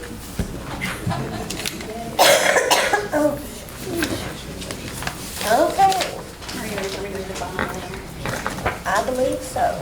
In accordance with Articles 17 and 18 of the City of Frankfort zoning ordinance, Catherine R. Dutton Mitchell and D. Lewis Mitchell Jr., located at 118 West Campbell Street, are requesting by appeal that the Architectural Review Board overturn the administrative determination made by the City of Frankfort Planning Department on August 16, 2019, which permitted a paved parking area in the rear of the property located at 418 Capitol Avenue.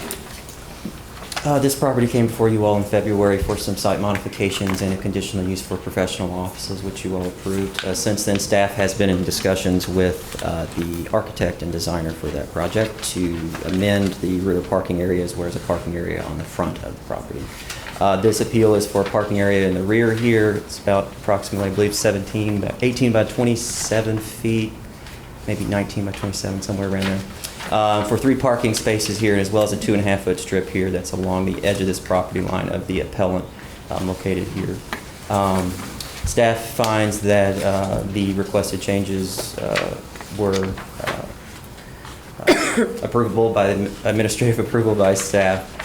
This is the parking area here in the rear from this is on the sidewalk here along Capitol Avenue, and this is back here if you walked up on the driveway and looked back to the right. But as I mentioned, we found that staff had the authority to approve those administrative changes under Article 17, and I'm happy to answer any questions you may have. Questions?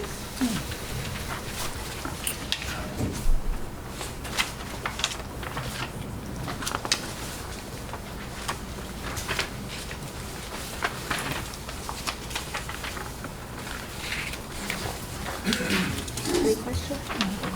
Yeah. Yep. Yeah. Could you just describe for just real quick exactly what the change from the original approved thing was to what the change was that you guys approved? Here was the approved site plan, and here's what was modified here. So the area here in question is this area here that's now paved, or proposed to be paved. It's currently, it's been excavated and filled with gravel. And then a little strip area here as well. Here, there was previously proposed to be some vegetation. I believe there was some there already. that has since been removed. There is this change in grade here, step down. I'm not sure the exact amount of feet. I say 4-ish feet. Yeah. There's a wall there. This is asphalt that exists currently here. This currently exists as well as asphalt. Here adjacent to the property is another large parking lot for professional offices, asphalt as well along Capitol Avenue. This is Capitol Avenue. There's I believe this is a major collector road as identified by the transportation cabinet. It's actually a state road. As such, this is a mix of a lot of professional offices along this corridor. And some mixed use as well, I would say, some residential, yes. So on page 2 of the actual appeal, in the packet you provided us, under specific information, the handwritten stuff there, is that accurate? I'm sorry, the handwritten stuff? It's on page 2 of the appeal that you attached to the back of this packet. Yeah. So this is an accurate description of the changes? Yes.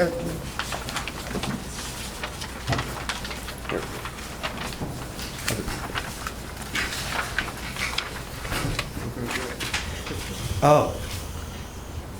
On page 2 of your staff report, on page, the attachment. The actual appeal, the attachment. It's on the back of the I will application. yes, those are the changes, and I'll let the appellant speak to their specific changes being okay. requested, but I believe those are all that are in this request. We all must be aware that we are here strictly to discuss these items, not rehash anything already decided. So.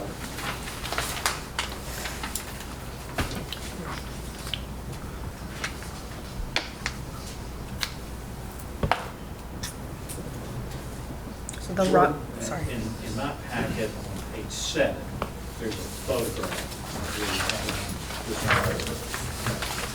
gravel area with dirt piled up. Yes. Do you have a photograph of the I don't have an accurate photo of my records. we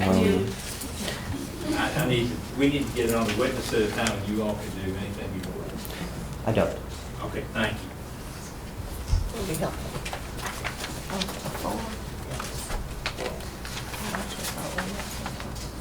So, the rock wall that's mentioned in this, do we know if that's historic and is it a landscape feature? Yeah, there was a rock wall that was there a couple of feet tall. It was in pretty bad disrepair. That was removed, and since some of this, I believe some of the stone has been reutilized, as there's a step up in grade here as well from where this has been excavated. This goes down a foot or two. I think that might be So this wall has been rebuilt along the edge here, as well as a walkway located here. It's kind of hard to see in that image, I'm sorry. Do we know when that rock wall was constructed? I don't.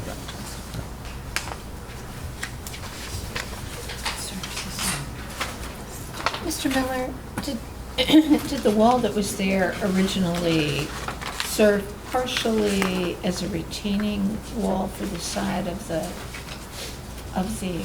driveway there? It could have. Yeah. I mean, I went over there yesterday and walked all over the project, and it looked to me like that was probably partially the purpose of the original wall there, was just to support the driveway and elevate it a little bit above the yard. I'm just looking for the letter that was, the appeal letter, like, wasn't there? It's part of your packet. It's part of the package. Right there.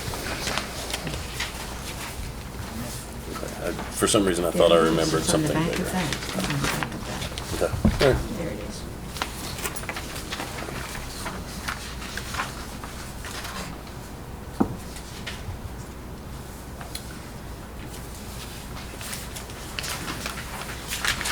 So it seems like, I mean, the main question is, can the appealing party demonstrate that the staff was not in the right by... Well, That's the issue here for, there's been an appeal of staff's determination to do this administratively. And you are to hear what staff's testimony is and what any opposing testimony is. Make a decision whether that decision by staff should be upheld or if that decision is to be denied. Okay, so we're just treating this like any... Yeah. It's an appeal. We have to follow the same rules for everybody. Sorry, we just, we haven't had an appeal, so I wanted I know. to get it straight in my head. Okay. Thank you. Now,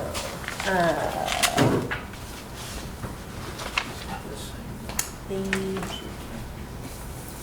Mitchells, the applicant, the appealers.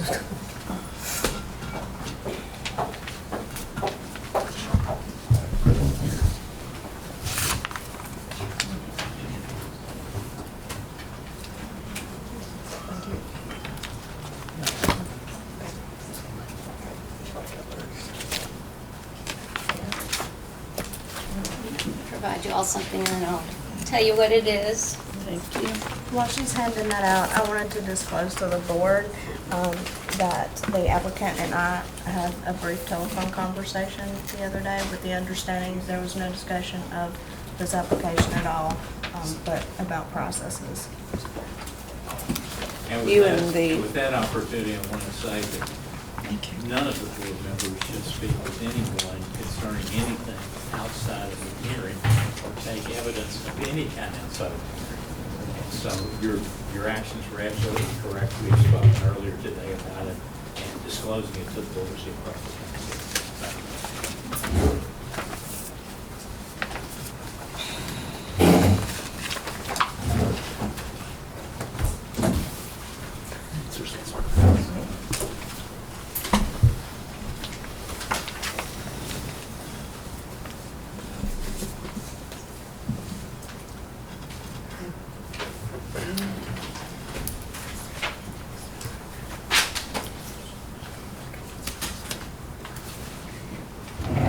May I begin? Yes, please. Good evening, Madam Chair and board members. My name is Catherine Dutton Mitchell, and I'm representing myself and my husband on this appeal. I have provided you with an affidavit attesting to the personal facts that I will be including in the brief I have prepared. I've also provided you with a copy of the brief. I will be reading most of the brief, which, as briefs are written written in the third person. I will try to correct that just so we don't fall asleep. However, before I read our brief, I will refresh your memory of some of the statements made at the February 19th, 2019 hearing concerning 418 Capitol Avenue. And following my presentation, my husband will provide some further information in the form of a brief PowerPoint, as well as reading into the record at least one letter from a neighbor that could not attend tonight. Lewis and I thank you in advance for your attention. We know this has been a long meeting already. So let me first begin by taking you back 8 months ago, and hope that my technology does not fail me.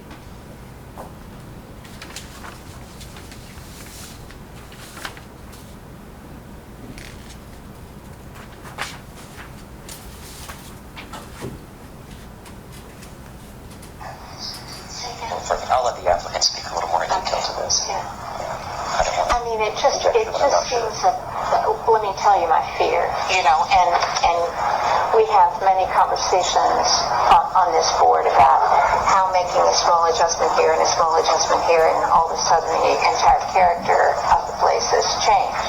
But if we widen that front driveway, and if we allow this, the pool to be filled in, then we already have a driveway in the back, and we have some pretty flat space and room for parking back there. I mean, I can just all of a sudden see parking all the way around this house, and that's not what I want. That's not what I want to see.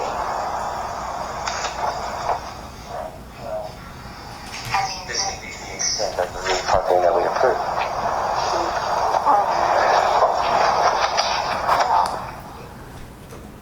Are you all able to hear that? Were you? So, all right. It's Ms. Wright speaking, I believe. Right. Correct. It is.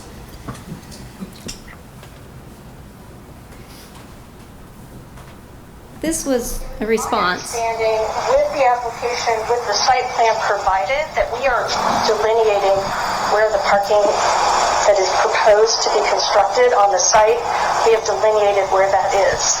And we wouldn't feel entitled to put more parking without further application before this board. There was some discussion in the site plan because there is a circular drive in front of the house that is not wide enough for enough.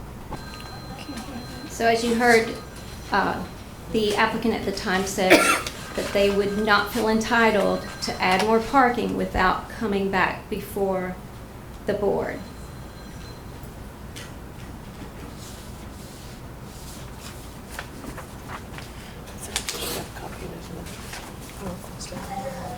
There's a rear garden area. It's kind of like a secret garden back there. It provides a really good buffer for the neighbors to the back, and there's no intention of developing, that kind of level of commercial parking or traffic in that area. So that was the architect saying that they had no intention of developing parking back by the garden. And finally, requesting some exterior changes to the site as well as the structure, notably infilling this in-ground pool that's located here, as well as implementing a little parking area in front of the structure here, composed of a crushed granite material. It's really fine stone. It's packed down really, really tightly. Staff's in support of that due to the fact that don't increase your impervious surface area. Sorry, this would be permeable or allow water to penetrate through, which is sad things. That's a good thing. so that was staff saying that they recommended approval for the expanded parking in front of the building precisely because it was going to be made of crushed granite, and they realized that the guideline encouraged the use of pervious material. The applicant went back and asked to change that to asphalt and then to add the extra parking in the rear to be made out of asphalt. Again, my name's Catherine Dutton Mitchell and my husband's D. Lewis Mitchell, and we are the residents of 118 West Campbell Street. Our property abuts approximately half of the southern boundary of 418 Capitol Avenue. Our backyard is bounded halfway by a rock wall, which is part of the 418 Capitol Avenue property. The other approximate half of the backyard property line is bounded by a concrete wall that is part of our property. And running along the length of the rock wall and the concrete wall, providing the northern boundary of the property in the backyard of our property, and the southern boundary of 418 Capitol Avenue is approximately a 2.5-foot wide unpaved strip of land, which is part of the property at 418 Capitol Avenue, and it's down in the lower corner. This strip of land abuts a paved driveway leading to the garage in the southwest corner of the 418 Capitol Avenue. The house and property at 118 West Campbell Street, including the backyard, is approximately 3.5 feet higher elevation than the garage and driveway at 418 Capitol Avenue. To the north side of the garage and the driveway at 418 Capitol Avenue is a sunken garden surrounded by a rock wall. This garden area is to the rear of the house on that property. Our kitchen windows overlook our backyard and the rear yard of 418 Capitol Avenue and are approximately 20 feet from the concrete wall forming part of the 118 West Campbell Street backyard property line, and therefore approximately 20 feet from that strip of ground that is that was approved in August to be asphalted. Our pantry window overlooking the backyard is approximately 22 feet from that strip of land. Our breakfast room overlooking the backyard, the window there, is approximately 27 feet from that strip of land to be asphalted. The French doors and our rear windows in the living room are approximately 44 feet from that area to be asphalted.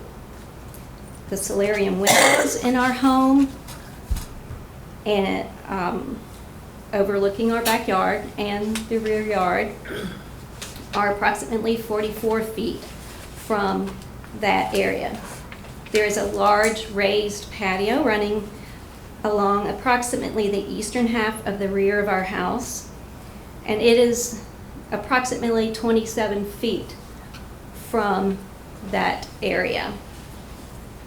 The patio has been a part of the property at 118 West Campbell Street for a number of years. I believe the primary issue here on this appeal was whether planning staff's determination of no exterior effect on August 16th was supported by Article 17 of the Franklin County zoning regulations. There are additional legal issues here, I believe, as well. I mean, the basic first one would be whether we have timely filed our appeal, whether we have claimed to be injuriously affected or aggrieved by the decision of the planning staff, whether there was proper notice given to the public and adjacent property owners in accordance with the City of Frankfort zoning ordinance and conditional use permit and certificate of appropriateness requested by the Health Care of Northern Kentucky Incorporated for the February 19th ARB meeting, whether appellants, my husband and I, were given notice in accordance with the City of Frankfort zoning ordinance of the February 19th ARB meeting, whether proper notice was given to the public and adjacent property owners in accordance with the zoning ordinances of this appeal, and whether we, appellants, were improperly told on August 16th by Eric Cockley, Director of the City of Frankfort's Planning and Community Development Department, that the approval for the parking pad by the garage at 418 Capitol Avenue was approved by the ARB on February 19th, and therefore we had no right to appeal. By way of background, my husband and I purchased the property at 118 West Campbell Street from Hope and Carrie Asbill on December 3rd, 2018. We reside there as our current and only residence. I am licensed as an attorney by the Supreme Court of Kentucky starting in 1989, and I maintain my Kentucky Bar Association membership. I've also been licensed by the Florida Supreme Court starting in 2004 as a lawyer, and I maintain my bar membership in Florida as well. My husband is a retired FBI agent. Both of us grew up in Frankfort. We graduated from Frankfort High and have lived downtown in Frankfort just prior to moving to South Florida for purposes of work. We consider ourselves as stewards of the house at 118 West Campbell Street, built by Kentucky's premier architect and cared for by so many families before us.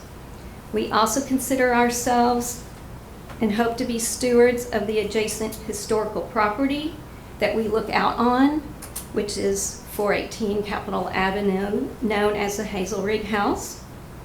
Both of us joined the Franklin County Trust for Historic Preservation in May of this year, and I serve on its executive board. My husband and I joined the trust because we wanted to not just be stewards of the piece of history that we purchased and the piece of history that we look out on, but all of Frankfort's historical treasures. As I said before, 118 West Campbell Street is adjacent to the property at 418 Capitol Avenue.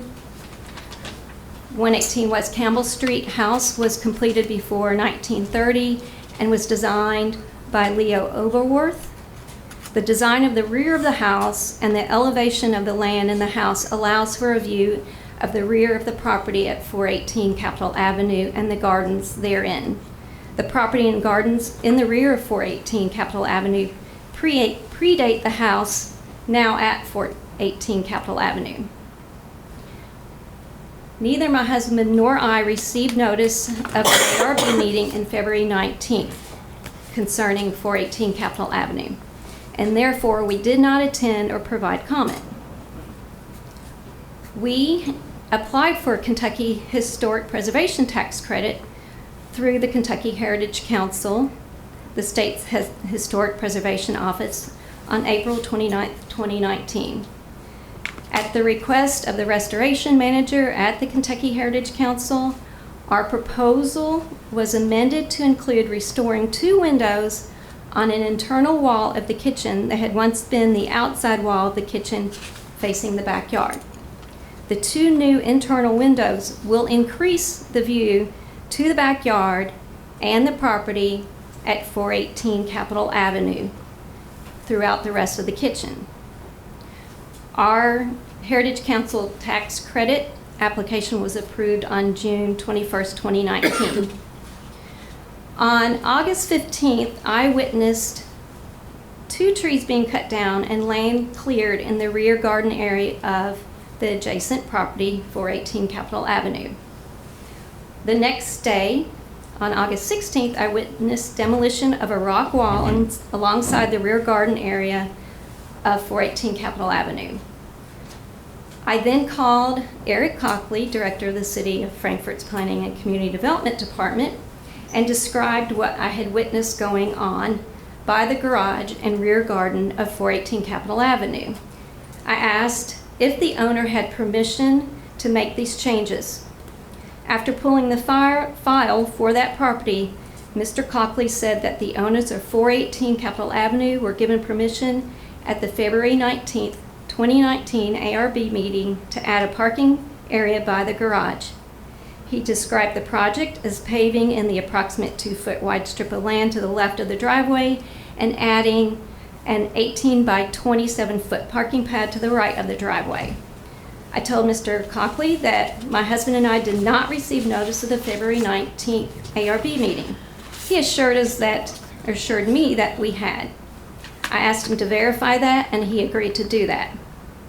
I pointed out to him that a rock wall was being demolished that abutted the driveway at 418 Capitol Avenue. He said that he was aware of that and that the owners are required to build it to the right of the new parking pad.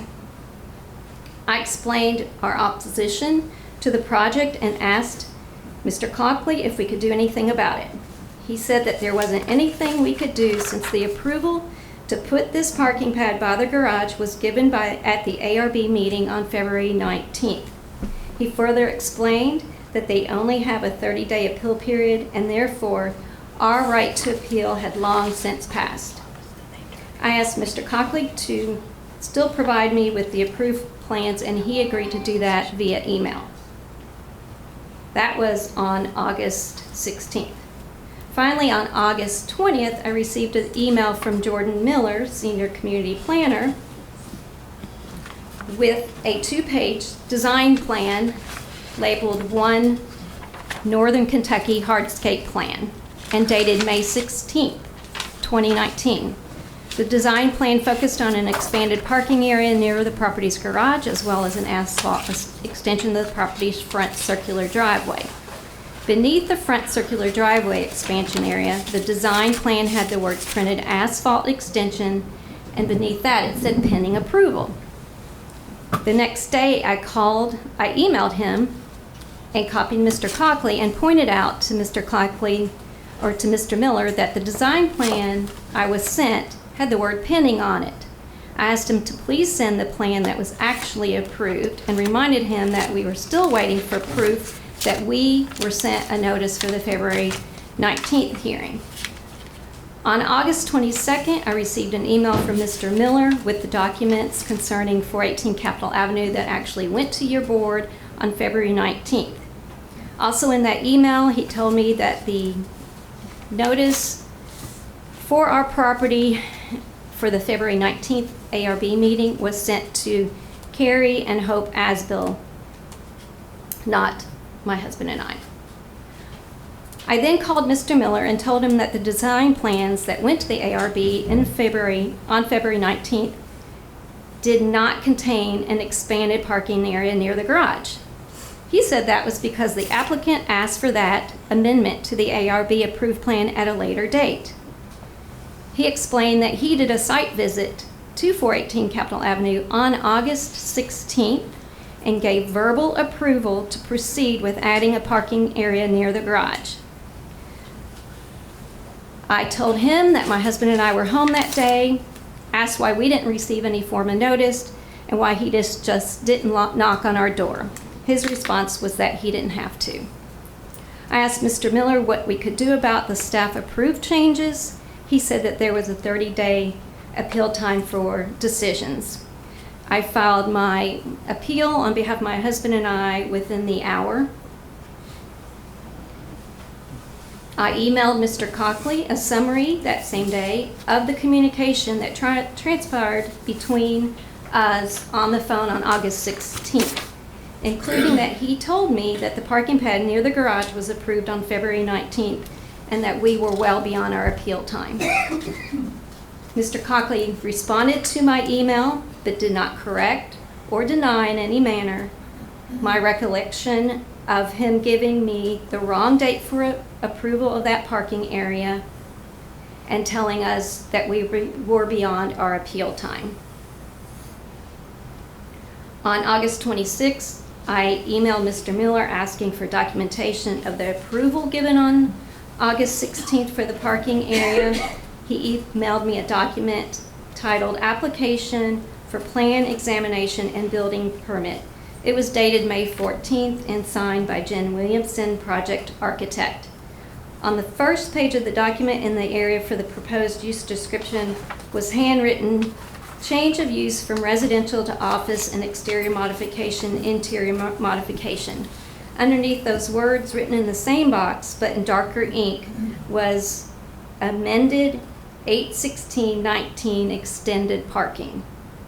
A second page of the document was titled Notes and Data for Department Use. On this page was the handwritten notation, quote, extended parking area in rear qualifies as no exterior effect, end quote. This note was signed by Jordan Miller and dated August 16th, 2019. On September 4th, while I was in my backyard, I initiated a conversation with a woman in the driveway of 418 Capitol Avenue and asked if she was Jen Williamson, the architect handling the Capitol Avenue renovation. She said she was, and I expressed to her my concerns about the construction of the parking pad by the garage, including the fact that it required the destruction of historic features of the property. She stated that neither she nor her client received a stop work order and made it clear that the only reason that they had not blacktopped the area yet was because it wasn't in their work schedule, but it might be in their work schedule the following week. This was on September 4th. So on the 5th, I emailed Mr. Cockley and copied Mr. Miller expressing my concern that no stop work order was issued upon the receipt of our appeal on August 22nd. I relayed that Ms. Williamson told me about the appeal not stopping their work on that parking area. I asked for an explanation as to why no stop work order was issued, and I have not received such explanation. On approximately September 6th, while I was in my backyard, I initiated a conversation with the man walking near the garage at 418 Capitol Avenue. He identified himself as Matt Bowman, an employee of the company that owns the property. He said that he was assigned to oversee the renovation project. I asked him why they were seeking more parking by the garage, since it was my belief that they did not need the parking in order to meet the required parking. He responded that they decided they would like parking by the garage for catering trucks. Upon a review of the Planning Department staff report for our appeal filed on August 22nd of the Planning Department staff's determination of no exterior effect on August 16th. It was evident that staff was not addressing in our appeal the portion of the staff approval for a change to the material for the approved parking area in the front of the house at 418 Capitol Avenue. On September 12th, I spoke to Mr. Cockley at City Hall about our intent for our appeal filed on August 22nd to include all amendments to the ARB approved plans allowed by staff on August 16th, including that to the front of the house. He said that their attorney, Mr. Logan, would make a determination at the hearing of our appeal as to whether the change to the parking area in front of that house could be addressed at this time or not. Therefore, on September 12th, as a backup, on behalf of my husband and I filed a second appeal specifying that the appealing of the staff decision made on August 16th to allow a change from crushed granite to asphalt for the ARB approved parking pad in front of the house at 418 Capitol Avenue. The ARB, as you all know, has authority over all zoning matters concerning the central business, special capital, and special historic zoning districts. The property at 418 Capitol Avenue is within the special capital zoning district. Planning staff are only allowed to issue certificates of no exterior effect and therefore administratively approve a project in a historic zoning district if the project is considered minor and it meets the design guidelines found in Article 17. I'm going to quote from that. A certificate of no exterior effect shall be issued by the Department of Planning and Building Codes for all work, including exterior remodeling and minor additions to a property proposed within the special capital, special historic, and central business zones, except for new construction, building additions, moving a structure, or building demolition. The Director of Planning and Building Code shall use the design guidelines contained with each separate zone district in determining if a certificate of no exterior effect can be issued. That's Article 17.061. The amendments requested to Northern Kentucky's plans to the approved by the ARB in February were not minor. The disturbing of historical features of a historical property is not minor. The demolition of a historic wall and historic garden is not minor due to its permanent nature. The addition of approximately 567 square feet of asphalt by the garage and approximately 400 square feet of asphalt to the front of the property is not minor due to its permanent nature. Therefore, planning staff did not have authority to make this decision. Additionally, the planning staff person granting the certificate on August 16th, Jordan Miller, was the same staff person who represented the planning department at the February 19th ARB meeting. He heard the considerable concern expressed over the addition of parking outlined in the plans presented that day, and the ARB stated fear that Northern Kentucky might want to add more parking in the future. Staff granting the certificate knew the ARB did not consider the adding of parking to be a minor issue at 418 Capitol Avenue. Even if these requested amendments could, within the realm of reasonableness, be conceived as minor, one of the amendments requested by Northern Kentucky to the original plans required the demolition of a namely historic rock walls. Therefore, per Article 17.061, it was not in his authority to approve the project and issue a certificate. In fact, there is a specific section of Article 17, namely Article 17.12, that specifies for the ARB and only the ARB to use when making a determination regarding a project involving demolition.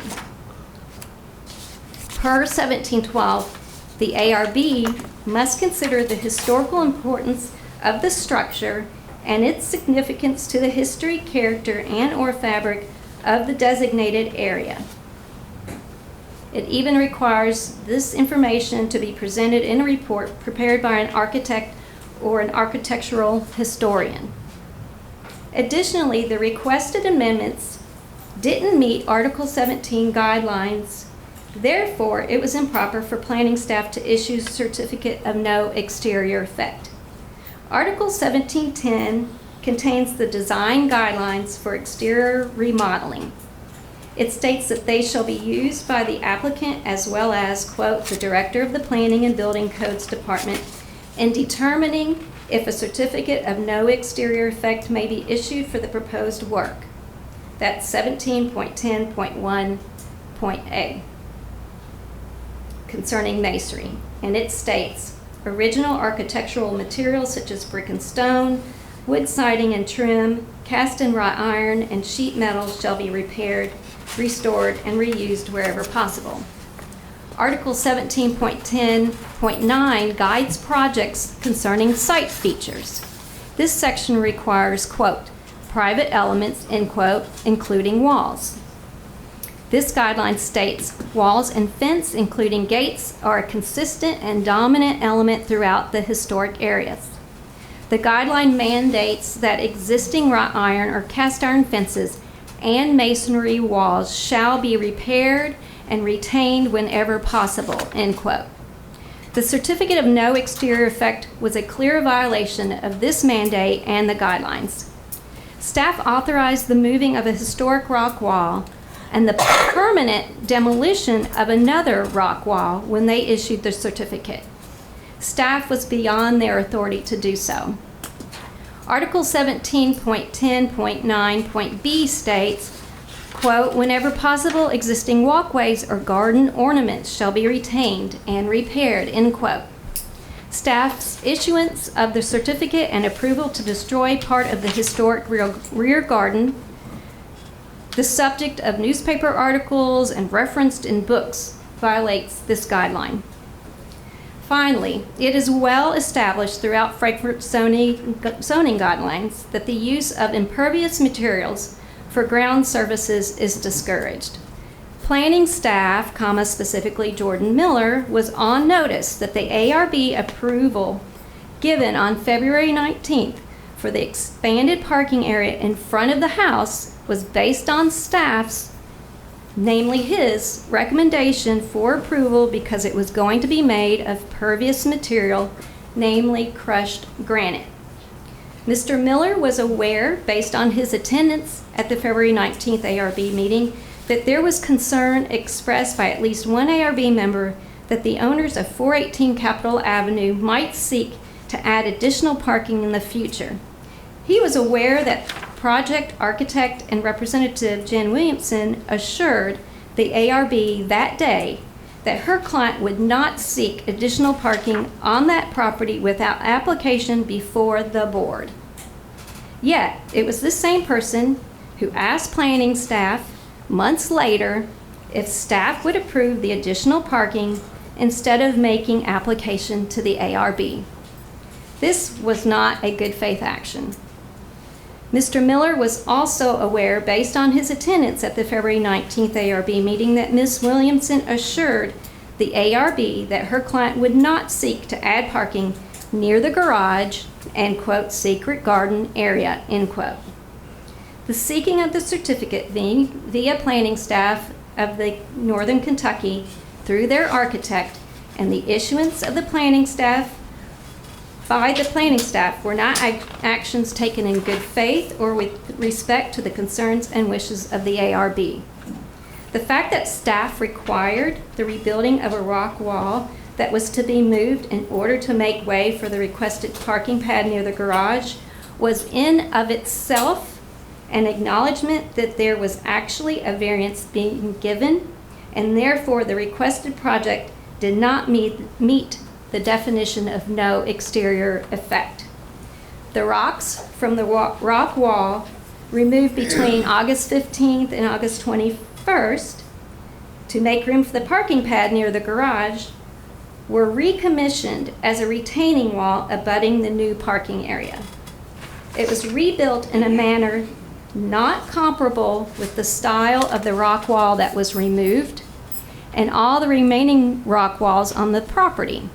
Specifically, the rock wall built by Northern Kentucky using the old rocks for the new wall was not built with outset joints as the rest of the property's rock walls have been built. Article 17.10.1.j states, quote, "The original joint type shall be matched by the new tuck pointing," end quote. The entire property at 418 Capitol Avenue, except for the portion in front of the garage, was surrounded by a rock wall with outset joints and a cap on top. The public would be familiar with what it looks like because of the rock wall abutting the property along Capitol Avenue. Now, the portion that abutted the driveway on the driveway level, helping maintain the secret and sunken nature of the back garden, often referred to as the secret garden, has been removed. In addition to the fact that the historic purpose of this wall in relation to the secret garden is now obliterated, the walls built with the stone were not built in the same style as the rest of the property's rock walls. Additionally, the portion of the historic rock wall that ran alongside the garage, thus encompassing the southwest corner of the secret garden, was allowed to be demolished without even a requirement to rebuild it anywhere on the property. That portion was approximately 20 feet long. There is no mention of the rock wall that was demolished or the rock wall that was moved on the building permit notating and a determination of no exterior effect. It is also not mentioned in the staff report provided to the ARB for this appeal. Additionally, the certificate issued by staff only mentions that the adding of an addition of a parking pad. It also doesn't mention the change from crushed granite to asphalt for the ARB approved front yard parking pad. The view out of all the windows of the rear of our house and the view from our rear patio where we entertain has severely and negatively been impacted by the removal of trees and other plants, the removal of a rock wall, and the creation of a parking pad in the rear of 418 Capitol Avenue. The property value at 118 West Campbell Street has been diminished significantly due to the removal of trees and other plants, the removal of the rock wall, and the creation of a parking pad in the rear of 418 Capitol Avenue. The property value will be diminished due to the addition of unsightly asphalt in the front of 418 Capitol Avenue. Our appeal was timely filed, considering the certificate of no exterior effect was issued on August 16th, and our appeal was filed on August 22nd. So, two conclusions. Planning staff's determination of no exterior effect on August 16th was not supported by Article 17 of the Franklin County Zoning District Regulations. Our appeal was timely filed. You can see our notice of appeal filed August 22nd and my affidavit, which I will ask to be made part of this record. My husband and I do claim to be injuriously affected or aggrieved by the decision of the planning staff. Please refer to my affidavit for this sworn statement. Proper notice was not given to the public and adjacent property owners in accordance with the City of Frankfort zoning ordinance for the conditional use permit requested by Healthcare Advocates of Northern Kentucky for a hearing on February 19th. You will be hearing from neighbors who will speak to this issue specifically, and of course, as an adjacent property owner, we are one of those people that did not receive proper notice for that meeting.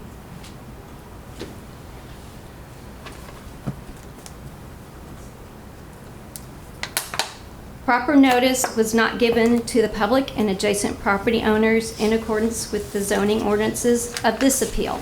I believe you will hear from neighbors following our presentation that will speak to this issue. Appellants were improperly told on August 16th by Eric Cockley that the approval for the parking pad by the garage at 418 Capitol Avenue was appealed by the ARB on February 19th and that our appeal had lapsed. Based on the above conclusions, the ARB is required to revoke the issuance of a certificate of no exterior effect by planning staff on August 16th, deny Northern Kentucky's requested amendments to the February 19th approved plans, and require Northern Kentucky to restore the property by the garage to its original condition and to abide by the February approved plans for the parking area in front of the house if Northern Kentucky still wishes to expand parking there. My husband and I request that the following be entered into the record of this appeal.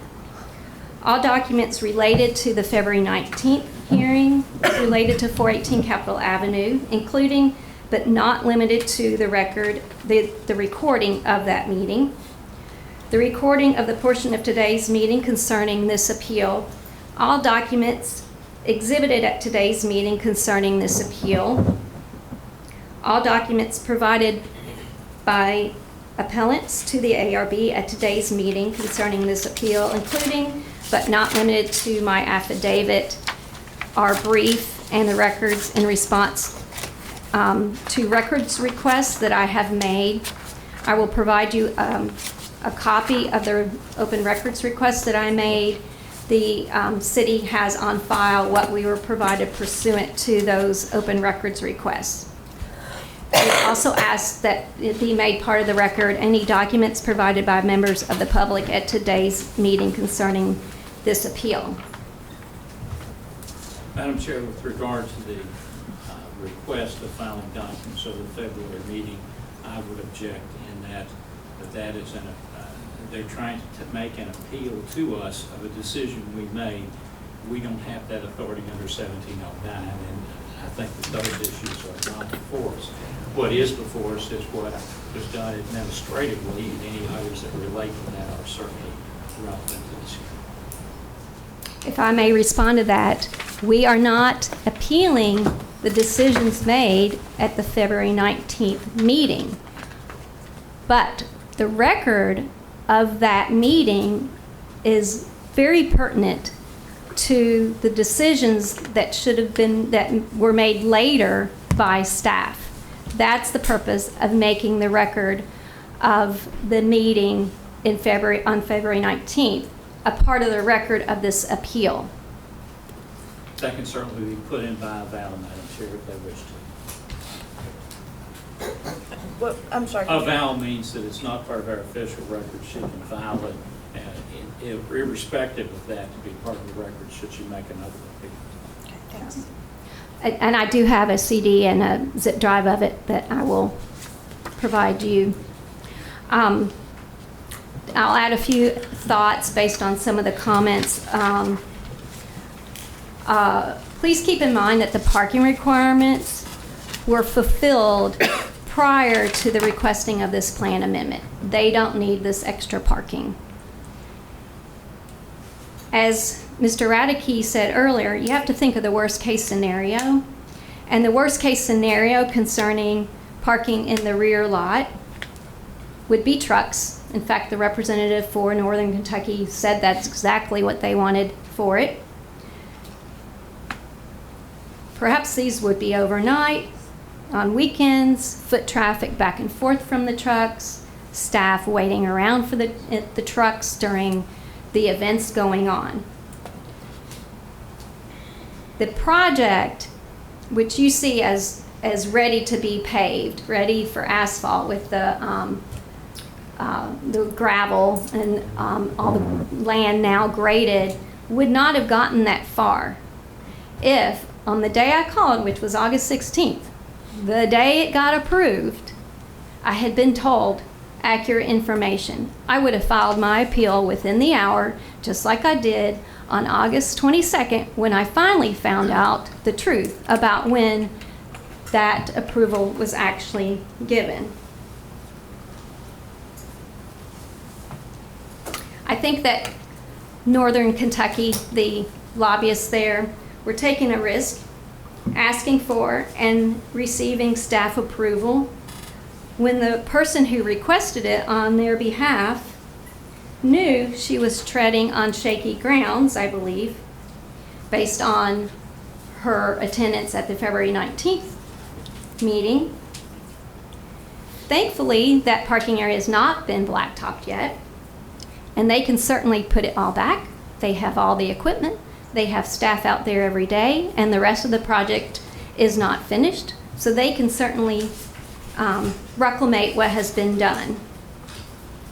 I will also add that I was told by the project architect that day in the backyard, when I approached her, that the budget for landscaping had been fairly severely cut.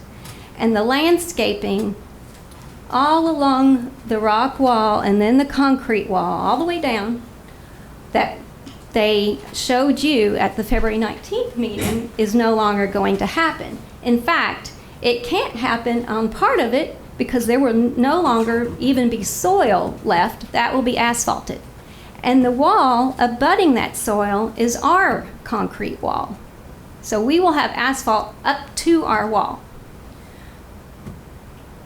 There is a parking lot next door to us at the Children's Advocacy Council. However, that parking lot is bounded on our property line and on the Northern Kentucky 418 Capitol Avenue property line by soil and trees. There will be no way to even plant bushes alongside that driveway anymore to block the parking, not only in the driveway, which we were aware of when we bought the house, but then the parking lot now extending out. There was a question earlier about the rock wall. There was a rock wall alongside, if you go up to the other end of the garage, 20 feet long. That is gone. There's just a dirt imprint where it was. There's a notation somewhere, not on the actual certificate, stating that it was beyond repair. I believe there maybe was ivy on it at one point. My husband and I have pulled a lot of ivy since we've moved in. Our house was vacant for a year before we purchased it. We have not destroyed or done away with anything that was under the ivy, and we would hire an expert to rebuild it if it was a rock wall that became in disrepair because of the ivy.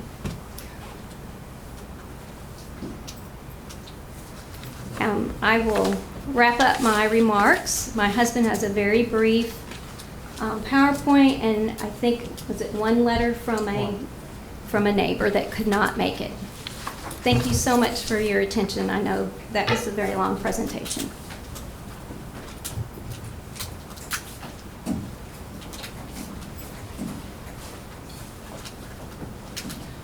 I just want to thank the board for allowing me to be here and speak tonight, and I guess I have a fun part. I've got pictures to show. So this is our house right here, and this is a before photograph, before any renovation was being done at the Capitol Avenue house.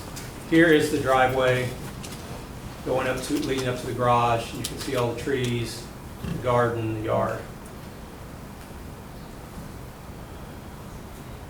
This is the before picture, and this is the after picture. And that was during when they were, I guess, smoothing out the ground, put gravel down. They haven't put the asphalt yet. Where's that view from? This view is from our sleeping porch. Anybody knows the history about old houses in Frankfort, you know where a sleeping porch is. Just a bedroom with a lot of windows where people used to sleep in the summer so they could open the windows up to be cool. This is the view from our kitchen now, right there.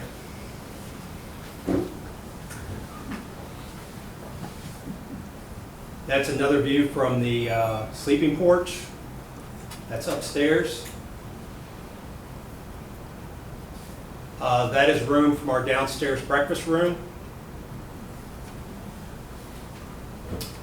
That's a view with a vehicle there. I guess they were having some tree work done, but I wanted to show that because the gentleman from the North Kentucky Alliance told me that he would be parking vendor trucks and catering vehicles there.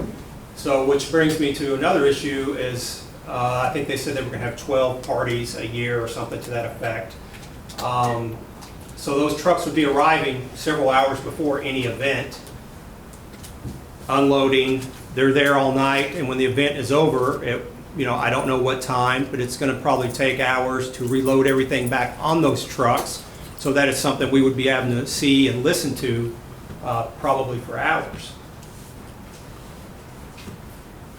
That's a view from our, as you go up our stairs, we have a landing before you go up 2 more stairs. That's a view from the windows there.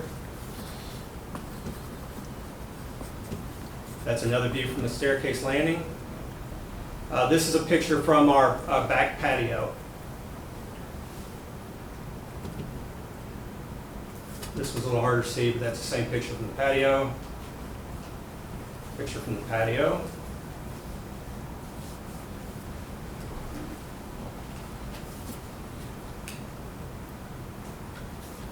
And that's just standing in our yard. You can see how close our house is to that driveway. It's kind of a panoramic view. Didn't come out all that great, but you can get a general idea of what the area looks like.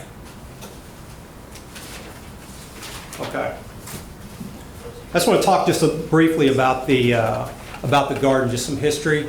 I have a lot of newspaper clippings. I'm not going to read all those, but I would like to provide those to you guys. Before 1884, the gardens existed before 1884 is noted in the Frankfort Roundabout when Dr. W.H. Hall advertised his home and 2 acres for sale. Dr. Hall was a druggist, but also a floriculturist, and his wife sold and provided plants and flowers from their extensive garden to the community. September 16, 1892, Dr. E.E. Hume purchased the property for $5,000 and continued the spacious, beautiful gardens even after he rebuilt this property and included ornamented grounds and terraces that made it a showplace. Dyke Hazelrig owned the property and continued his love of the gardens. He spoke to garden clubs, and his home was often featured on home and garden tours. His 4,000 daffodils parade was featured in the Courier Journal local newspaper. And those sources come from the Frankfort Roundabout and the Courier Journal. This is a chapter of a book by Jamie C. Morton, and it was written in 1899, and this chapter is on South Frankfort. Obviously you can't read that. I'm just going to give you a brief synopsis of what it's about. But it talks about the Hume property, and they used to own the land where the Capitol Avenue property is, and it came all the way back up to the property we currently own, which was owned by Guy Barrett. So I'm just trying to let you know that for over 100 years, whoever's owned the property where we are and the properties next door, they have a kind of a relationship with this garden that was there and the grounds.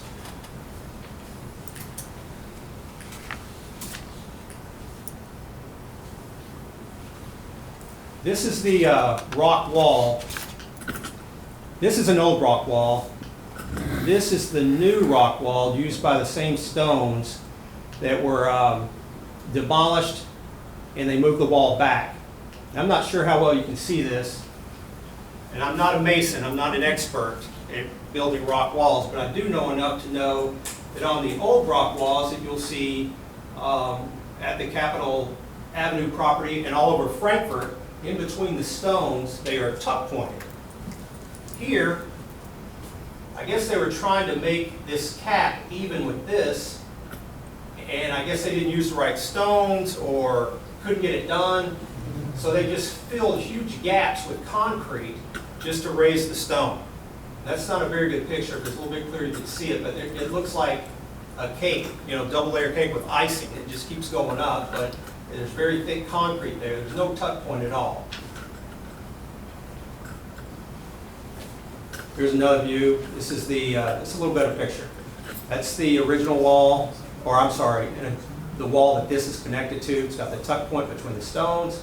And here you can almost see this. It looks like 3 inches of concrete that they just try to make the cap even with the existing wall, the existing original wall.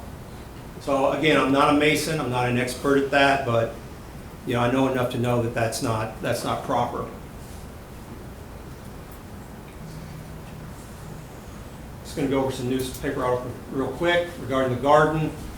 Central Kentucky Homes and Gardens Tour to benefit Plays Ashland. That was 1952.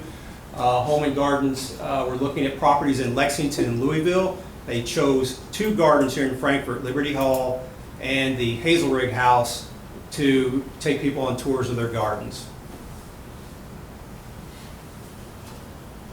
Another article that was in the State Journal in the 60s, where that's actually Mr. Hazelrig right there. He's in the garden, and he's obviously very proud of that. Now this is 4 pages, but I'll get to the one. This is another State Journal article from 1968 where they talked to Mr. Hazelrig about his garden. They tried to bait him into conversations about politics, but he refused. He just wanted to talk about his garden that he was so proud of. Now this picture in that same article, that's our house right there. And where he is standing is right next to the wall of the driveway, specifically that 2 feet that, in the original plans, it was showing plants through there, vegetation or trees or bushes or something. But that is that 2 feet of property. And, some people have commented, well, that's not part of the secret garden. Well, it doesn't really matter. Evidently, he was pretty proud of these flowers right here along the wall that he had a 2-foot space to grow plants with, and that's the picture they put in the paper. That's Mr. Hazelrig right there. If I could, I'd like to read a letter from one of our neighbors who couldn't be here, if that's okay.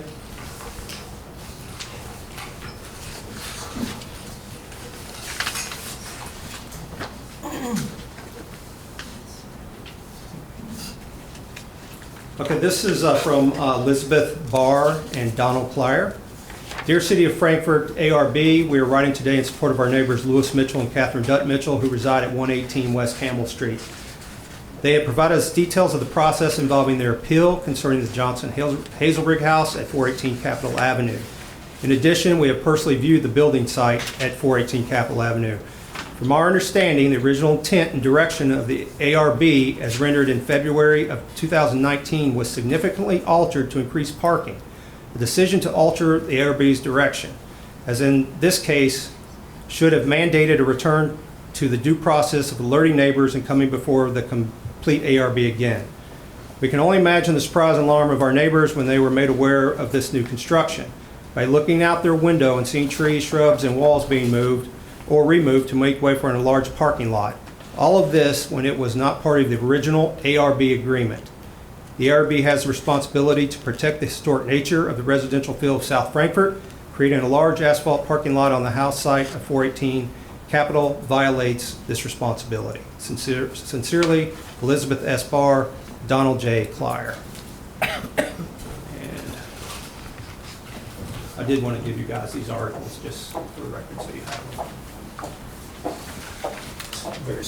And I will provide you, this is the CD of the February 19th hearing.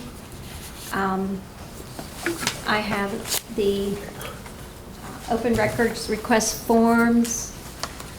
I don't have all the records, but obviously the city keeps a copy of the records they provided me in response to these open records requests, which I want to be made part of the record for today.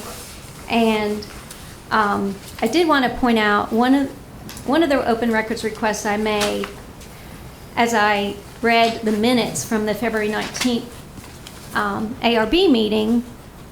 I suppose, unrelated to the 418 Capitol Avenue project, there was a motion made at the end that, I'm going to read it, that the city review its processes as they relate to the issuance of building permits in areas that are governed by the regulations of the Architectural Review Board, and possibly create some type of checklist with every building permit to educate the resident. So I did an open records request for any record related to staff's response to that request by the ARB, and I was provided that a response today, which was that there are no records in response to the request to create such a checklist. So again, I'll make these part of the record. May I say one more thing? Maybe quick. Oh, what's another I just hour? want to let you know the conversation we had with the representative from the company who owned the property. We had a very nice conversation with him. He said he would take our concerns into consideration, pass that along. But what I told him was, regardless of what happens, we're going to be good neighbors to this group of people. We're going to be the ones, we see the property, more so than anybody, because we're outside, we're out back all the time looking into their property. We're going to be good neighbors. We're going to keep an eye on their property for them. If we see something that shouldn't be there, if a hose is running, it's on a weekend, maybe a gardener forgot, I'm going to run over there and turn it off.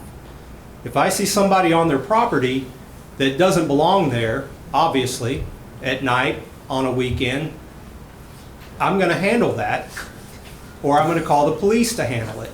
But whatever we do, we're going to notify them of any issues that they have. But the bottom line is I just want them to know that we're going to be good neighbors. Thank you. Okay. There's going to be another lengthy testimony. I think we need a break. We would like another 5-minute break, please. Okay. Yes, please go to the house of Peter and get her in the shower. Bye. Well, the first thing we're going to have next is a presentation from the architect. And while they're getting that prepared, I just want to remind everybody that we are here to specifically talk about the items in the appeal, not other topics, not, if it's not part of the appeal, we're not here to talk about it. And so when you do make your public comments, please remember that, and that when we make our determinations and our actions and whatnot, they're to be based on facts, not on our opinion of just how we feel about things. So you might also... Are there other witnesses for the applicant to testify? Not for the applicant, for the appellant to testify? Not that I know of. Other than public. Okay. We do have public. Okay. Thank you. I just wanted to try and keep the record straight, that's all. It's too far gone. Okay. Ms. Williamson, are you ready? Yes. Now, who are you again?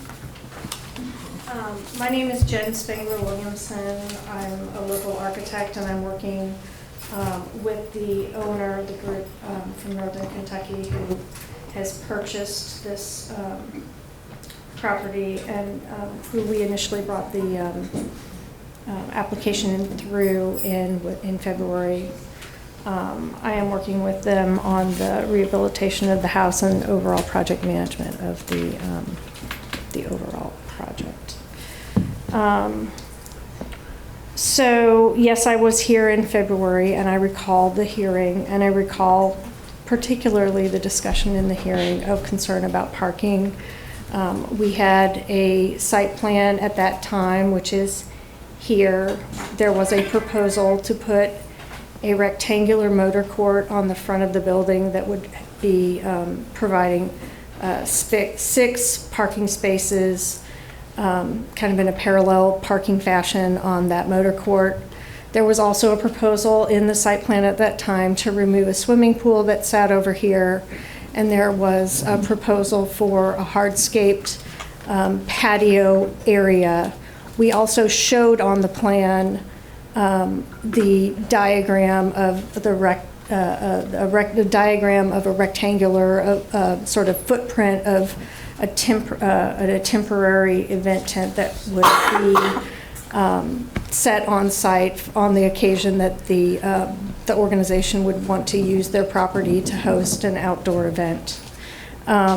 There was a conversation about parking and concern about the fact that so much parking was being put in the front of the building, and that now with the pool area being covered, that there may be a whole lot of parking that would be sought out there, and that there was a whole yard in the back of the property that maybe foster some additional parking. And yes, and it's true, I did make the comment to the board that this was the site plan that we were bringing, and that if we were going to be making any changes to the site plan, that we would be bringing those changes back. I said to the board, which was just a comment was the way I phrased that at the time, but we did bring the changes back to the city because that is the process that we go through with applications, and the revisions were submitted to the city in June with a discussion of whether we were going to be placed on an ARB hearing for July. And I shared with staff, and I saw that it was distributed today, a timeline that we have of the actions that we have taken to ensure that this project has all been properly permitted and that we have ensured the proper approvals that would be required for the construction that we are doing.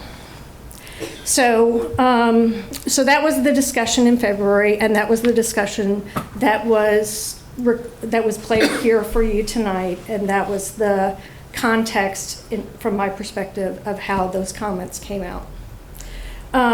In May, and then finalizing those plans in early June, the owner made some decisions, some based on the financial cost of the overall project, and some based on just frankly on user preference, to not install the rectangular motor court at the front of the building. They wanted to widen the drive so that they would be able to have pull-off parking, because with the width of the existing asphalt driveway, you would have to park on the dirt or grass or unstabilized soil in order to park in a manner that another car would be able to use that loop to get back out to Capitol Avenue and not back onto Capitol Avenue. That plan only yielded 4 parking spaces at the front. And with those 4 parking spaces in the front, there was the addition of this additional paved area that would be off the existing driveway that would provide 2 or 3 parking spaces perhaps. It also provides an opportunity for vehicles that drive this 170-foot driveway to have a way to do a 3-point turn and turn around and not try to back up down the driveway and not try to back up past the house where the driveway is narrow. This proposal and this type of use would be functional for an office or a residential use in the future on this property, to be able to turn a car around when you're using that detached garage. This was the revision to the plan that was made. It did include paving this area and paving this strip. Jordan's going to pull up a PowerPoint that I had asked him to put up, and I'm just going to make a comment that There is a group who has made this purchase and made this investment. They're from outside of Frankfort. They have an interest to be a good neighbor. They have a real genuine interest to be a good neighbor. It's an organization with leaders and staff and folks, right? So it is it is an organization that needs time to work through things and understand things and respond to things. It's also an organization that's sorry that they weren't able to send a representative here tonight, but I've been having very fluid discussions with them about this issue since it was brought to our attention on the 22nd of August. My mouth has gone dry. So they have a great interest in being a good neighbor, and the fact that we have this level of discontent in the neighborhood over this matter is of a great concern to them. And I just want to take the opportunity in this hearing to express what they have shared with me is that they want to be a good neighbor. They want to be responsive when they have events. They want to make sure that they're not infringing on the neighborhood. They intend to follow, sound ordinances and any other permitting requirements that would be. And I think that they will find ways to reach out and connect through neighborhood association groups and chamber groups and things to try and tie and wed well to the community. My mouth is totally dry. Okay, so some of these photos are taken from October and January.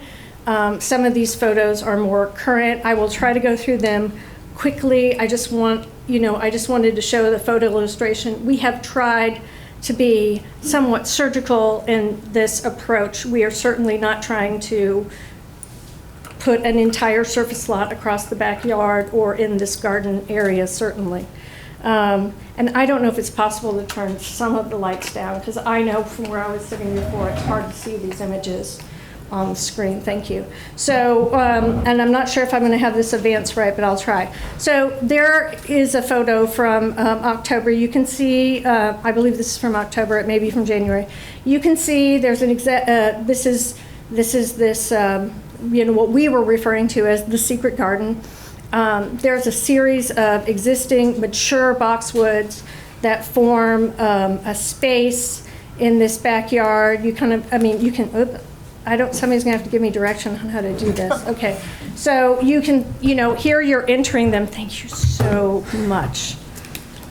Here, as you're entering the garden, you can see the sense of threshold as you're entering that boxwood. The home in the background where you can see the fenestration is the Mitchell's home.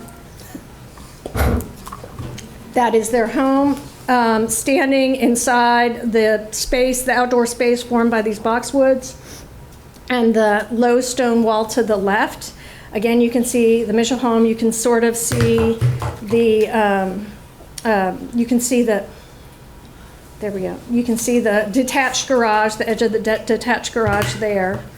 Now I'm going to go to, these are side-by-side images that were on social media over the weekend. This is a view that was posted by Catherine and on her Facebook page and globally. So you can see on these two photos, this was the before condition. This is the picture that they showed as the after. In both images, you can see that shape there is showing the boundaries of that boxwood defined garden area. There was the removal of two small trees here that landed within that where their roots were within the area of the paved area. Sorry, I apologize. I want to make sure I don't miss my. There were two of these older hedges that were removed and created more of an opening in that one location to the rear yard. The other boxwoods that define a lot of the spatial characteristics of this back part of the garden were preserved. Those are each, sort of visible in this view. The trees, the larger trees in the background certainly are still in place. There was an existing handrail on the existing stair, or the stair from the earlier condition to the left, and the stair in the newer condition. This handrail has not moved. The alignment of the sort of the structural alignment of the garden, the stair has not been altered. The organization there has been an alteration certainly to allow this offset. It's basically like moved this rock wall that was about there, about 10 feet into the garden in order to provide that vehicular traffic. There you can kind of see the lines. But the guardrail and the stair, the handrail on the stair and the stair location sort of remain intact. So the alignment of that, the stepping stones, they're still out here. They don't show up as well in this photo just because of, I don't know, mowing or whatever. This was a photo from October taken in the area just beyond the rectangular square of those boxwoods. You can see that the structure of this part of the garden, oh gosh, how do you make it a pointer? There it is. The structure on this part of the garden between the garage and those boxwoods is much less formalized in terms of like planting patterns and things. This is a photo that was also on social media. It's taken of that same, those are the relationships of the before and after. You can see it's not visible in October that there's even anything there. It's pretty well covered with vines and ivy at that point. Here's another better picture of what that condition was in October, where that where clearly there's a sunken characteristic, but it's under the vegetation that the stones are. This is what the wall looked like earlier in August, I think this photo was taken in May. So this is what this wall looked like in May. This is the 20-foot wall to the right-hand section that was talked about that was completely removed. This was the condition of the wall in May. It was overgrown with invasive ivy, and probably the root structure of the ivy did a fair number on the makeup of the wall. So this is this edge that we're kind of talking about. The wall to this side is a little more intact. There are the steps. This is the handrail that was noted before. It was not removed. It was not relocated from its current condition. And this is the Mitchell's wall, which is the concrete wall she referred to. It's about maybe 3 feet tall, and then the stone wall continues this way. This is a photograph of the wall to the left that was taken from October, and this is the current configuration. It has been altered. Things have been moved again by the 10 or so feet to accommodate the space for the cars, or for the turnaround, for the widened paved area. From the yard, now I'm on the other side of the hedges from the secret garden in the rear lawn area. There is a little more openness because of the area here, the extension of that to there. Again, here's the adjacent neighbor's home. You can see sort of in the pattern of the structure of these hedges that we've really it's only 2 right here that had to be removed to allow this and to be installed. So we've been working very hard for both sides to kind of maintain as much vegetation there for view from our side frankly, we were doing it for our side, but we've been trying to be very minimal on the impact of the existing landscape in order to provide this turnaround at the back. That sounded callous when I said we were just doing it for our side. I mean, we're interested in having the neighbor satisfied. But a total removal of all of this is a lot, and it's a lot of financial expense too. We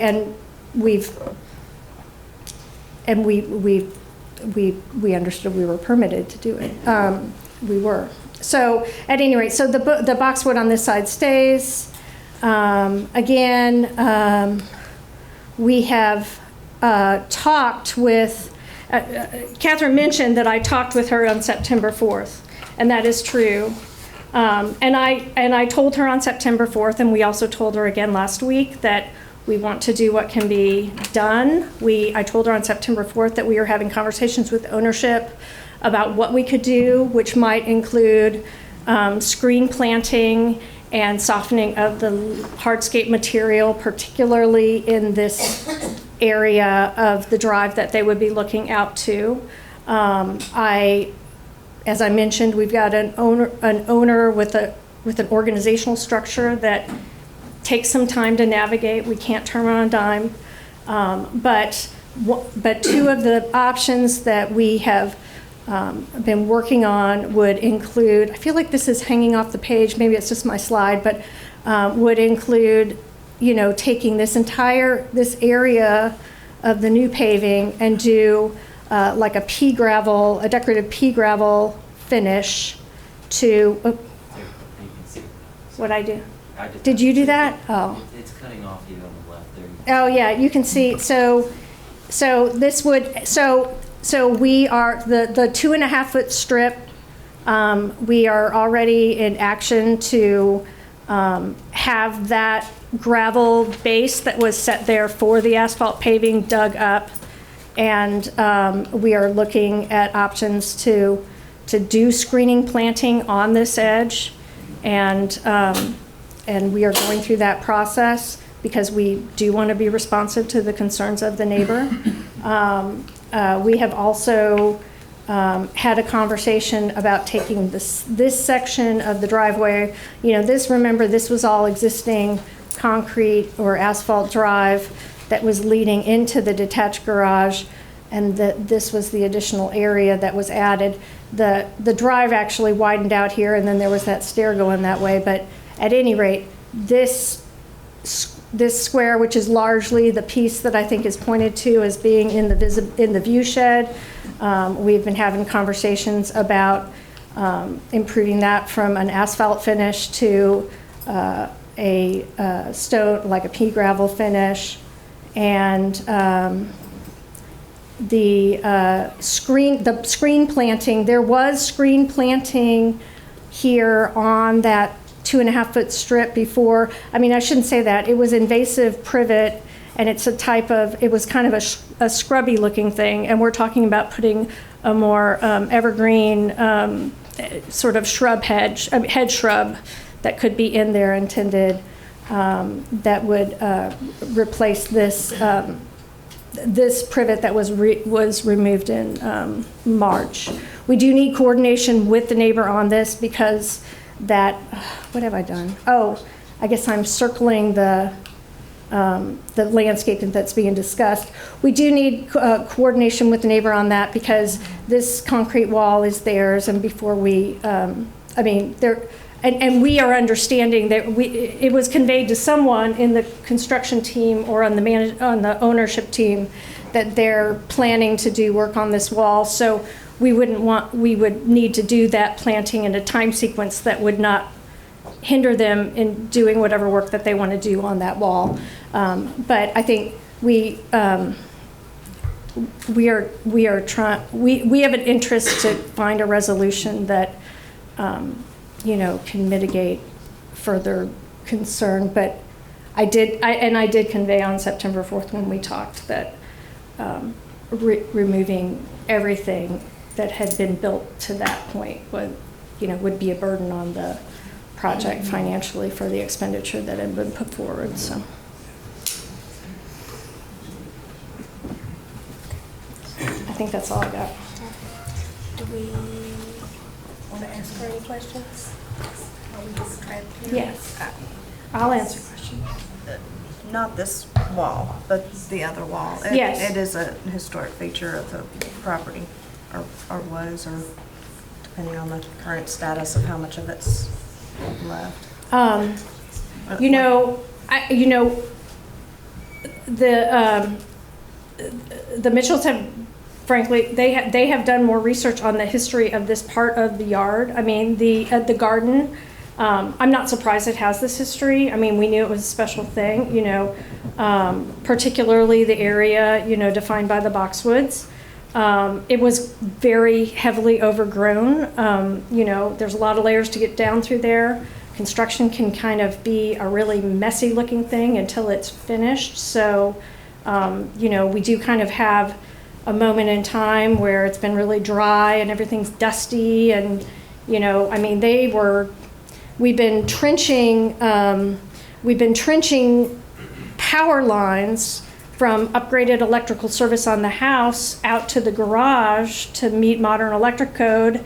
And we've been doing work to remove, I don't think I've got pictures that look down the drive, but there are a few like metal power poles that were bringing the electrical service overhead back to the detached garage. We're putting that underground now.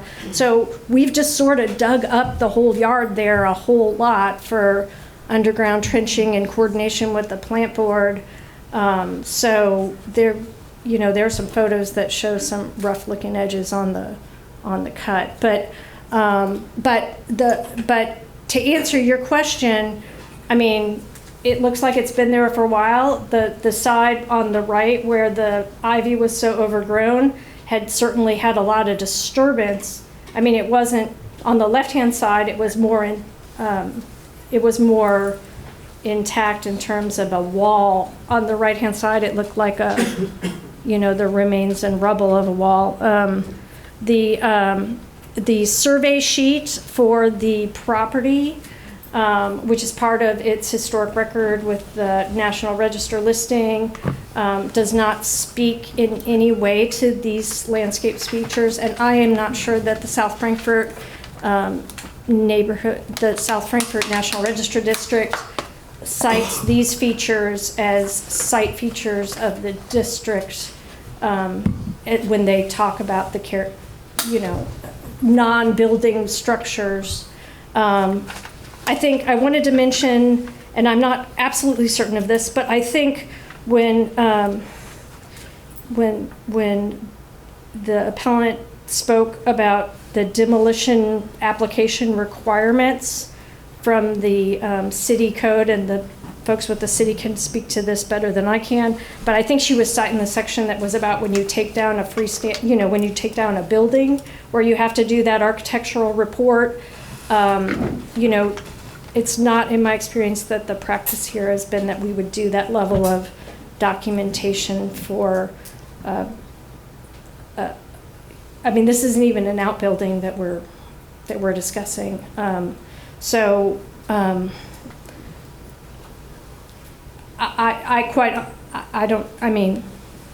don't know how much we would have been expected to have prepared to bring here in this case, because we did submit a site plan and revise, but I mean, in terms of a documentation of the history of that wall is not, it's not at the level of we're going to take down the house at the corner of what and what, and we have to do our financial report and our, you know, all of the requirements of demolition that are written into that article of the city ordinance. Anybody else have a question? Ms. Williamson? Yes. I want the area, do you have a picture of the area? I thought I saw one in the packet of looking at the face of the structure and then disturbance to the right of that structure with the garage. Do you have that? I have a photo. Are you referring to that photo? No, I'm referring to looking at those. There looks like a garage door that has pavement on it as it exists. And it appears that there has been a disturbance to the right. I don't see any pictures of that. I'm sorry, is that on my report? No, it's staff report. Oh, sorry. That shows that picture right there to the right. Okay. Now, which part of that has been put in? Okay, so I'm not sure. You tell me if I'm getting off the track. This is the existing asphalt drive that was there when the property transferred. There is about a 10 or 12 foot of a concrete apron directly in front of the garage door. And then there is a section of prepared base that had been set in place by the 22nd of August, and the asphalt work that was going to come next has been put on hold. All right, well, that base that you put in is the area that you went in to get administrative approval of. Is that correct? Yes. The rest of it was existing All as of is the in rest of survey. this, yes. Okay. Yes. Sorry, I mean, maybe I didn't make that clear enough when we were looking at the plans, but yes, this driveway has been existing and has never been proposed to be. But to the anything right of other it, than that area is the area we're talking about this that did area. not exist. Yes. And has been added. Yes. Then I have one more question, if that's Yes. okay. By any chance, do you have a picture of exactly that area before what's in front of us tonight? I feel I must have that photo, but I do not believe I have it with me. I mean, we have hundreds of photos of this property. I had come prepared a little bit more to speak to the impact on the neighbor's view and the elements of the site that that have an impact on that view. So the I don't have the image for you. There was an asphalt driveway here. There was another hedge that kind of came over the shoulder of this. There is a doorway, like a man door on the right-hand side, and a concrete walk that comes here. I'm not sure if I can recall exactly how far that concrete walk came before it tied back into this asphalt drive with where that hedge was. But I do believe there was some amount of concrete, that kind of concrete right there, that came that edge. Now let me are you on my PowerPoint? Put me back in my PowerPoint for a second. I don't think, I have a feeling I'm not gonna have what's gonna be really satisfactory, but you can see, yeah, this is about, you can see that there's a concrete walk that comes to here that I think got cut off a little bit, and some of that bed is on that side of that. I don't know. You see, again, you can see this concrete walk there. Here's a picture from before. I don't know if this, you can see the edge of the asphalt there, and this section of grass and weeds and overgrown whatever that's here. These two trees are the two trees that I mentioned in the first slide that had to be removed for the turnaround. Those two trees, and then I think it's a pair of boxwoods that were fairly close together, were the, let me go back. That's, these two trees, those two, see those boxwoods in the background, those still remain, they're right there. That tree, and this little clump that was here.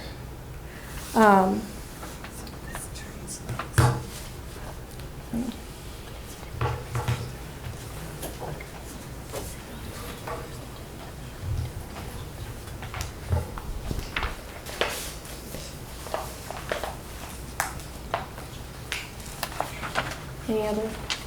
Is that it? That's it for me, yes. Okey dokey, thank you. Okay. We are now ready for, I'm sorry? Is there anyone else who testified?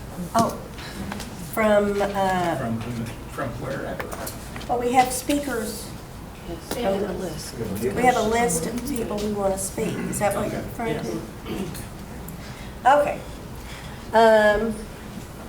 We would just ask that you please focus on the intent of the meeting. And it's come to my attention, I cannot limit the time, so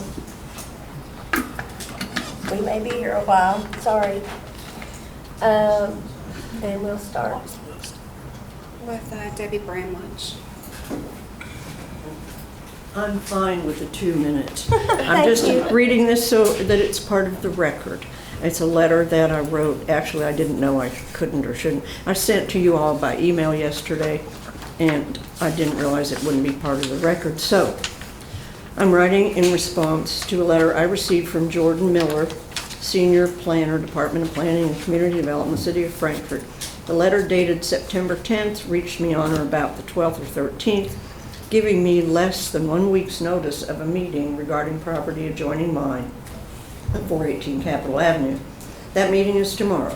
Mr. Miller invited me to attend if I had any comments regarding the issue, I'm paraphrasing now, that I wasn't even aware of. 4 days hardly seems like adequate notice. And I think that's that's germane, because that's, if the proper procedures had happened back before February, that we might not all be here all night. I've since learned that there was an ARB meeting in February of this year, at which time your board approved certain changes to existing plans, particularly for parking and hardscape at the property. I never received a notice about that meeting, nor did I ever see one posted at the property. I walk my dog 2 or 3 times a day along the property, and I would have noticed if there had been a notice. Until Friday of this past week, the 13th, there was no notice posted at the property for this meeting.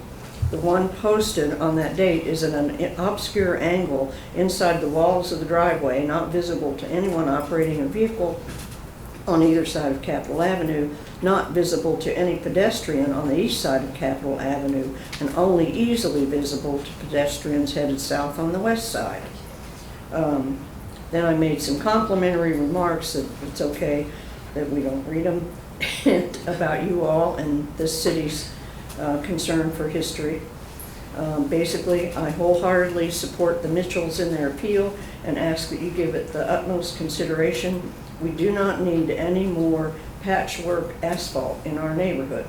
The parking area for the Children's Alliance lobby offices at the corner of Capitol Avenue and West Campbell is seldom used by staff or visitors. They park on the street. Further, as a result of these events, I would respectfully ask that your board and the city's planning staff revisit and review the existing policies regarding what is standard practice for matters of this type, meaning giving people notice. Further, that procedures are clear and timely notices of your meetings are in place and followed. I appreciate that, like us, the residents of South Frankfort, your board wants to continue to sustain the beauty and integrity of our historic neighborhoods. Thank you, Debbie Bramlage. I'm done. What do I do with this? Thank you very much. We're probably gonna have you all address back. Okay, next. Oh, Mike Fitzpatrick. Mike Fitzpatrick, 413 Shelby Street. We live directly behind the property. I came here about a year and a half ago. We bought our house about almost 3 years ago. We're doing everything we possibly can to get this house back to what it looked like in 1886. And if you don't believe me, come by, we'll show you. I came here a year and a half ago. I had a big concern about a wall that sits behind my property and sits behind the 418 Capitol Avenue, which sits anywhere from 6 to 7 feet high, depending on where you're at, on the ground. And I talked to Eric back in June about it, because I talked to one of the people that were working on the house, that they said they were gonna take the fence down. Well, the fence is embedded in that wall. I'm pretty active, and everybody knows that I've been active in other aspects of what's going on concerning the history in this town. And why wouldn't we get a notice? We didn't get a notification. My wife and I did not get a notification about this meeting. Anybody, I mean, explain to it? Wouldn't we get one being directly behind the property? That is not the list that the appellant provided. There wasn't the list, I'm sorry. You weren't on the list that the appellant provided. But I mean, as a neighbor of the property, I wouldn't be on that list? That's not what we were provided as the onus, as it is the onus of the appellant to, if they're making the appeal, they also are required to, with that application, to provide a list of adjoining property owners, which they did. We gave no list. There's no, yeah, explain this, say it a little louder. Now, what now? Did you guys give a list? No, but Debbie got a notice. Yeah, why did Debbie get a notice? Let's, Well, this pertains because. well, but we're not, they're gonna address it. Absolutely No, it does not. No, it does. It does not. Well, We it can will. sit all night and talk Well, about and I'm gonna what's continue on where I'm going. Then go where you're I going. will, thank you. That'd be So, great. I didn't get a notice, okay? If everybody would got notifications early on about all this stuff that happened, we wouldn't be in this position right now, okay? Now, the fact that the lady that was just up here said they're gonna make all these concessions to make this right, what does that tell you all? It tells you that it should have gone to you. It should have gone to you all this. It should have never been done by staff members. Oh yeah, just go ahead, yes, no problem. That's a huge parking lot. It's unbelievable that they just took their liberties to do. Now, we also had another incident. It was this weekend, okay, which pertains.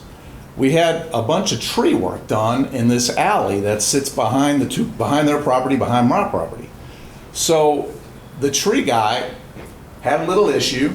So I'm talking to the tree guy, and I find out that the tree guy was able to park his tree vehicle, which the Mitchell showed you in their presentation, in their lot. And the deal was that the property, according to the tree guy now telling me this, that the tree guy was going to be able to park there for free as long as he took down the branches that reach over the property. Now, here's the problem. The problem is, which again, why I called the city staff in June to protect that back wall. The problem was, there's major damage on the end of that wall. Either a tree has hit it or a contractor has ruined the far south side part of that wall, okay? If we had a historic preservationist on staff, independent, that would be able to watch this stuff, none of this stuff would ever happen. Well, it's true, okay? And I'm just about done. We've wandered off topic. Well, but the two ladies before, they wandered way off topic. We're here for the All right. appeal. Well, I don't really have much more. I'm from here, the Mitchells moved here, they got their house. Okay, and I'll tell you one quick story, okay? This is pretty amazing just how hypocritical things are, and it pertains, okay? The Mitchells applied for their tax credit with the state, okay? They had this grand plan to expand this beautiful kitchen, all right? They wanted to make it livable, all right? So they turn in the original plans. They had the original plans to the state. They get them. The state looks at them. The Heritage Council looks at them and says, "You're not going to believe us, but we can't recommend it." He goes, "Because there's a wall right here, and we think there's 2 original windows in there." So Lewis and I have known each other for a long time. We've been good friends. He calls me up because he knows that I am renovating my house. He calls me up, and he says, "I think there's windows in here." So I said, "Well, let's go take a look." So we meticulously take this wall down, and we're looking through here. Sure enough, there's 2 windows there. And you know why those 2 windows were put there? According to the state, according to the Kentucky, to look at those beautiful gardens. So now they're gonna change their plans. They wanted this big, gorgeous kitchen, okay? Something big, modern, all these big, beautiful stoves and all this. And they can't do it now, but they're okay with it because they want to maintain the historical aspect of this house. But they were going to be looking out at all those gardens. They were going to be looking at it. And now when they look out of there, what are they going to see? They're going to see a basketball court made out of asphalt. And that's just not right. Now y'all are here I realize there's a tremendous amount of money, and what they've done at that house is beautiful, and the owners should be proud, and I bet you the owners are really sick that this happened because some people didn't do their job or overextended their job. But the fact remains, with all due respect, we're here to protect the small person, the people that don't have a lot of money, okay? And that's what it's about, living in a historical district. So, thank you.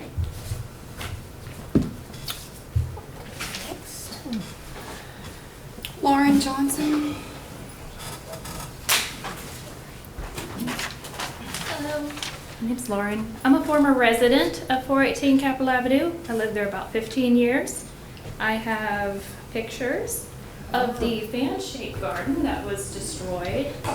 I have also extensive knowledge of all of the destroyed fauna, or not the fauna, anyway, flora. The entire driveway is lined with the limestone pavers all the way down. Looks like they're gone now. Let's see, how do I work this thing? Can you possibly tell us the years that you lived there? Sure. I lived there, let's see, from 2000 and, I moved out 2011, and I moved in with my grandparents when I was in elementary school. I remember, it was a long time. Let's see. So what years would that be? I mean, you lived there? Very When did you little graduate? years, 5. So like in the 80s? No, in the early 90s. In the early 90s, from 2000 or to 2011. And I Just can curious. say that there was, well, look at me shaking. There was a box, the boxwood here, there was a magnolia, a red bud, a lilac bush. There was a limestone bench that sat here in between these bushes here for sitting. There was a small rock path that went through the fan-shaped garden that is now gone, because it was right here in this corner. It was open to the garage. There, of course, there's, it's really difficult to see, but yes, the concrete was there, but turned into limestone things. And on the other side of the garden, let me see if I can figure out how to work this thing. I do have an in-season photograph here in the corner. I also would be curious as to, are you aware of whether when this particular new owner bought the property, did it look like that? I mean, have you been there Right. over the past 10 years? This was probably 2004, 2005 when I took these photographs. Here's, of course, the fan-shaped garden. All of those were bulbs. They come back every year. Let's see. Here is the rock wall that goes down the thing. The rock wall that was removed. In this picture, you can't see the entire wall because it's, well, it wasn't the focus of the photograph, but I am here to express my disgust at. Sorry, could you step back behind the mic, please? Sure. Just for the Okay. plant board people. Sure. I'm here to express my disgust at this parking space that has obviously angered our neighbors, but they're not our neighbors. But let's see, what else do I talk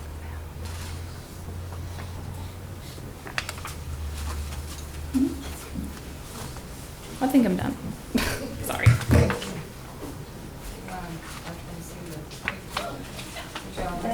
Yes.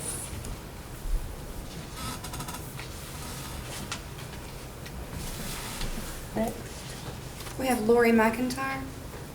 She's gone. Carrie Kemper Smith.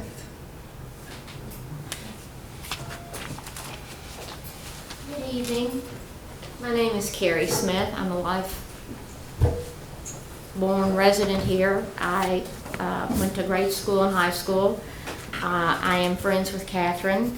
I lived 2 years in South Frankfort in this same block that we're talking about when Emily Johnson and her family lovingly maintained those grounds. And I am also an attorney, and I will tell you that I am very distressed to hear about what my friends the Mitchells went through on August the 16th when they learned about this event in this property and how it affected them, and the removal of those trees and what they are now subjected to seeing. And we are talking about a large Northern Kentucky lobbying firm. And although the architect stated that finances were an issue, I would be interested to see what kind of finances we are talking about that they felt compelled to make these drastic alterations.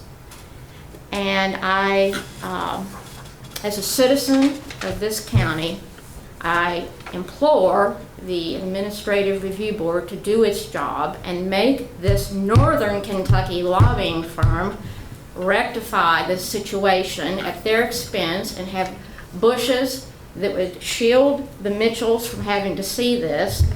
That doesn't even address the issue of the noise and the trucks and the vans and the parties and all that was improved in February, but rectify the mistakes that appear to have been made by the staff and get this organization to do what it says when it wants to be a good neighbor. I hope that the board will require this outfit to be a good neighbor to South Frankfort.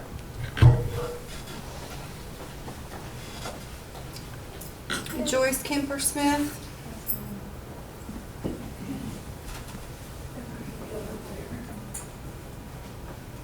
I've been sitting a long time, and the older you get, the worse it is. And I only have one thing I want to say to all of you all. It's really been a good time here. I haven't been here for 30 or 40 years. But I have one thing of truth I want to say. I live in East Frankfort now, and I just realized tonight that I have some iris from the home we've been seeing pictured here, and I'm going to fix them up somehow or another and take them down and give them to Louis and Catherine, and good night.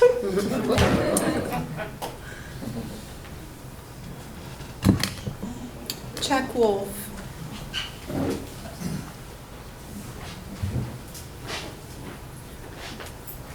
Madam Chair and members of the board, my name is Chuck Wolf. My wife Susan and I are 35-year Frankfort residents. We've been in South Frankfort for 16 years at 115 West Campbell. And I'm here tonight in support of Catherine and Louis and their appeal regarding 418 Capitol Avenue. Now, we do not reflexively oppose development and redevelopment in South Frankfort. In fact, we very much appreciate the way many fine old homes on Capitol Avenue in particular have been preserved by being converted to association headquarters. And it's a credit to the community. However, we also appreciate the fine balance that has to exist and the ripple effects, even though unintended, of construction and redevelopment. And in our case, we incurred a very expensive foundation repair and abatement, which included construction of an underground drain because of the runoff from uphill from our property, which includes asphalted parking. So, like all other residents of South Frankfort, we are there by choice. We love the neighborhood. We love its history. We love its charms. We love its quirks. And many of us have labored long and hard and a great expense to preserve and maintain our homes. And we have a right to expect transparency and even-handed treatment at the ARB, from the ARB and its staff.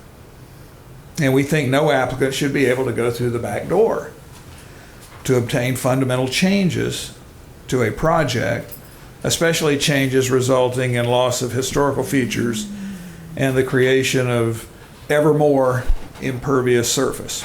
Thank you very much. Can I leave this with the clerk? Please do.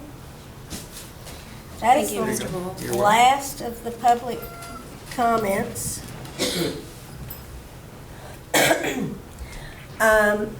I need to ask Mr. Logan if it's proper, but I would like to have staff address the notification process. Sure.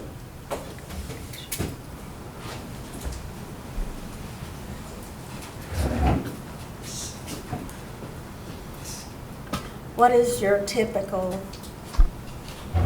We notify adjacent property owners 7 days ahead of the meeting, mail them out with the staff reports.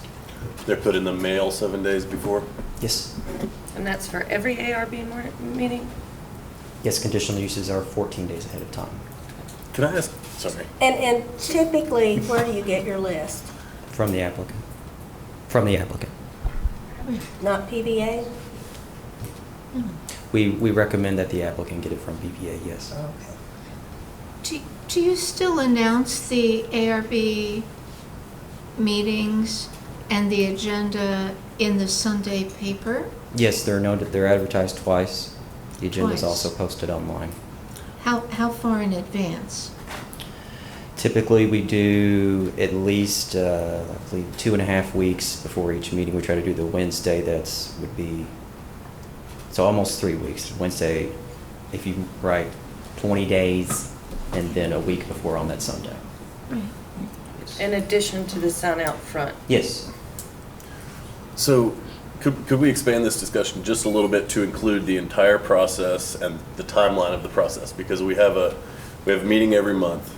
So what is the deadline for the application to say you wanted to be on the agenda for tonight? When would you have had to turn Generally, in it's your 5 weeks ahead of time. 5 weeks? For this one, we allowed the applicant to come to this meeting as this was more urgent. So you've got 5 weeks, and you've got 2 weeks of notification, right? So that leaves the staff three weeks to. Yes. Obviously, it's not all you're doing, but so you have 2 weeks, 3 weeks to review the applications, run them up your building inspector, everybody to look at them. Because I imagine that's a lot, you know. There's a lot going on there. Yes. So part of the discussion, because one of the things we hear at the ARB is I have to wait 5 weeks before I can, Right. you know. So on one hand, you've got people that, you know, are upset that they have to wait 5 weeks. Sure. Yeah. But then on the other hand, we have instances like this where people feel like they didn't get notification on time. So it's almost like, you know, Yeah, where's that exactly. balance? And do we push people back and say, no, you got to get it in 8 weeks ahead of time so that we can give 3 weeks a note? Or, you know, and I'm not making a you know, stating an opinion here. I'm just kind of like No, it's spreading that. Yeah, where the A lot of times when applicants apply, they expect that you got to go to ARB for that, you know, and they expect it to be next week. Right. Yeah. And at what point do you put the sign at the property then? Try to do a In week, but I think I question? did this one 6 days. I did this on Wednesday, and I provided a photo there that showed where the data from that image file when it was taken. I know in the past, during my tenure as a board member, we had a couple of months where we ran out of signs, and I personally became the sign Nazi. Yes. And which everybody recalls. Oh, And I yes. will tell you that the sign Nazi continues her work. She is out there looking for signs every month, and they appear. If they did not, you would be hearing from the sign Nazi. Again, George is smiling at me, bless his heart. Yeah. No, the signs are always out. I recall you even asking at meetings. I believe you all made a there was sign resolution, out, right? yes. Right. Yep. that staff. Yeah, I've been really obnoxious on the subject of signs, and you're doing a good job on the signs. Yeah, Thank you very much. I think that the staff has been very attentive to the newspaper, the signs, Website. and getting those letters out and as much notification as they can. I don't know how things fall through the cracks. Sorry. Well, that's just how I see it, because I see it in the paper and I see it on the signs. I don't run around asking what neighbors got the things, but, so in this thing that you gave me, is this the list of letters that went out for this meeting? Yes. And these were the names that were given to you by? That's the ones that were in the application, yeah, that I received. But That I found. And they came from the Mitchell? Mitchell? I'm assuming so. They were in that red folder, and it was here. Is that covered? They have stated that it hasn't. I did not create that list. That list was in there. I'm not sure. Another.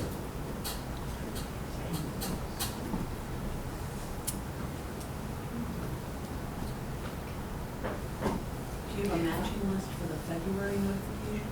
Yes. I would like to say too that as a resident of South Frankfort, there was a point in time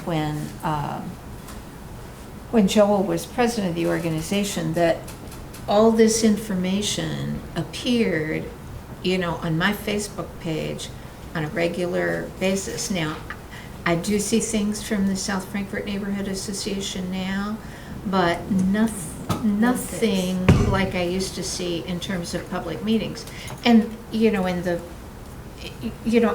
every public meeting, the agenda for the work session, the agenda for the city commission meeting. It was a great service to me because while I serve on the Architectural Review Board, there's several issues that are before the city council that I pay attention to. And, it was very helpful. So, I would encourage the South Frankfort Neighborhood Association to do that. I would encourage the South Frankfort Neighborhood Association to do that again. We could also ask the city Facebook. Yeah. Okay. If you'd like to Anything speak, you else can you come want to to the ask microphone. Jordan while he's up? That actually, that does bring up a point that maybe could add to the notification of, if we could push for something like that. I don't know if you have a social media person, somebody who's assigned to that, but at this day and age, like Ann was saying, you might spread the word a lot more but it does seem like a weird system where the applicant has to supply the names. Because what if they already know that so-and-so across the way doesn't want to know about it, or does, I don't want them to know about it. They already don't want me to build this fence, so I'm not going to give that name. Well, I would just say, as somebody who's appeared before the Architectural Review Board a lot of times, is that there are times when there are neighbors who rent and people who own, and it is, if you're a neighbor and you know the people who live there, it's a lot easier if, I always submitted names with my applications because I knew not only the people who owned, but I knew the people who lived there. And, it's your neighborhood. You get to have a voice whether you own property or not, I think. So I think that this business of having the applicant supply the names is helpful on that level. But perhaps going forward, just doing a double check to see if everybody's included. Just a thought. But they still won't know who the renters are.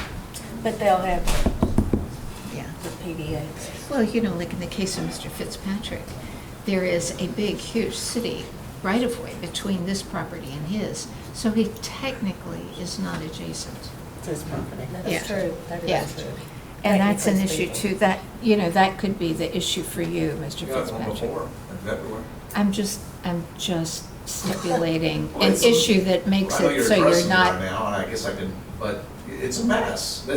With all the technology we have, you should be able to get every single neighbor for the property. Should be the staff's responsibility, nobody else. He's right.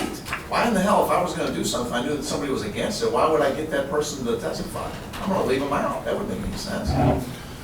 In addition to the statute requires, that's why the statute requires that it be placed Posted. in the newspaper. Right. And that it be posted so that we try to pick up if in fact someone doesn't get it. Right. So, But that's why there's more than one statement. And I want to be clear that I don't think that anyone has done anything out of malice to anyone, I don't think that the owners or the architect was trying to get around anyone. That seems very clear to me. They went through the process and were issued a certificate.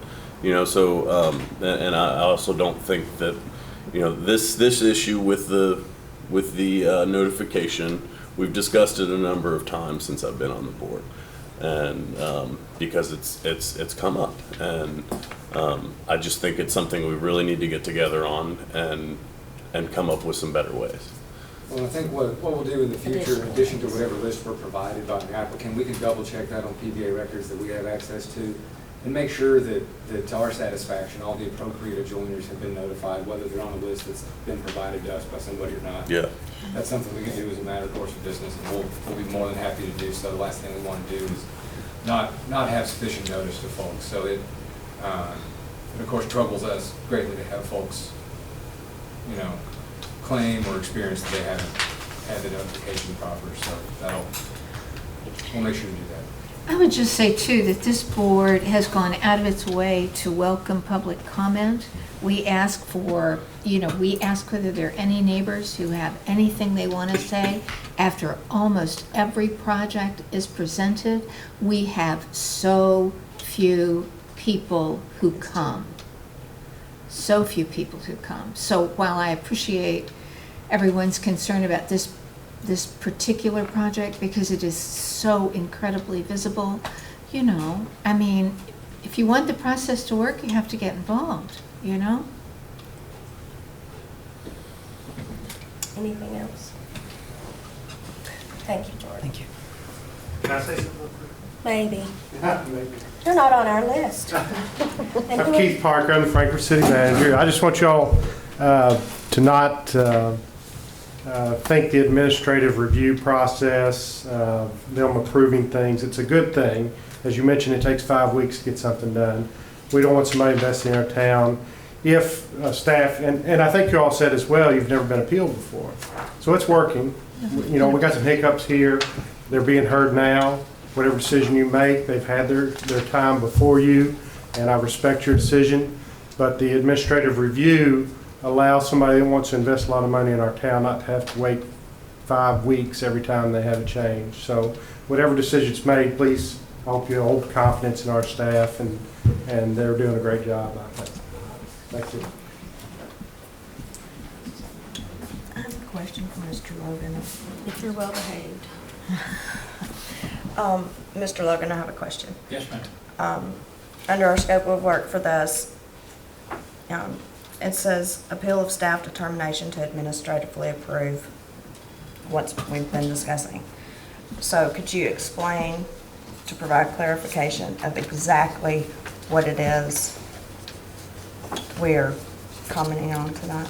What we're expected to vote on What are we tonight, expected to vote on? What? You all are expected to vote whether or not you uphold that the staff appropriately did an administrative approval of this item.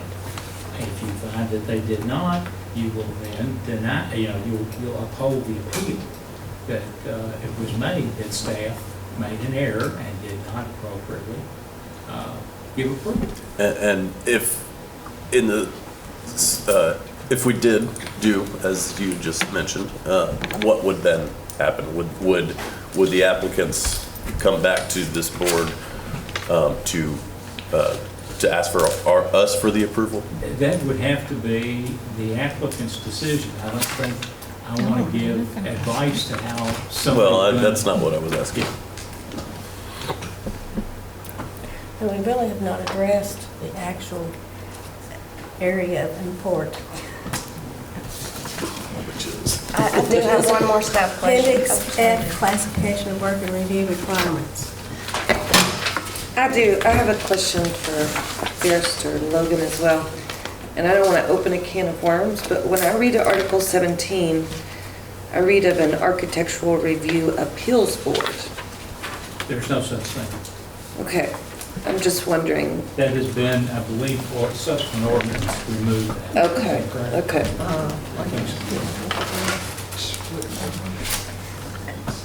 I don't,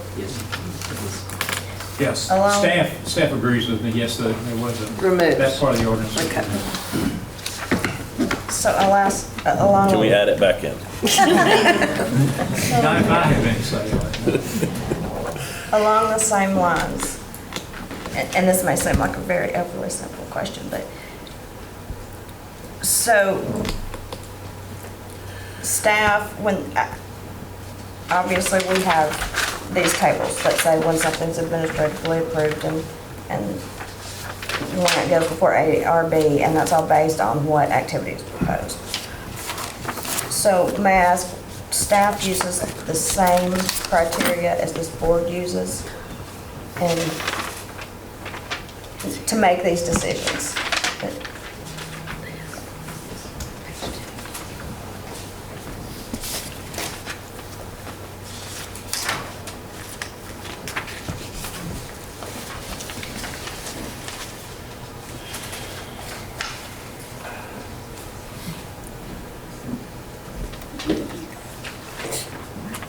Did you ask me a question?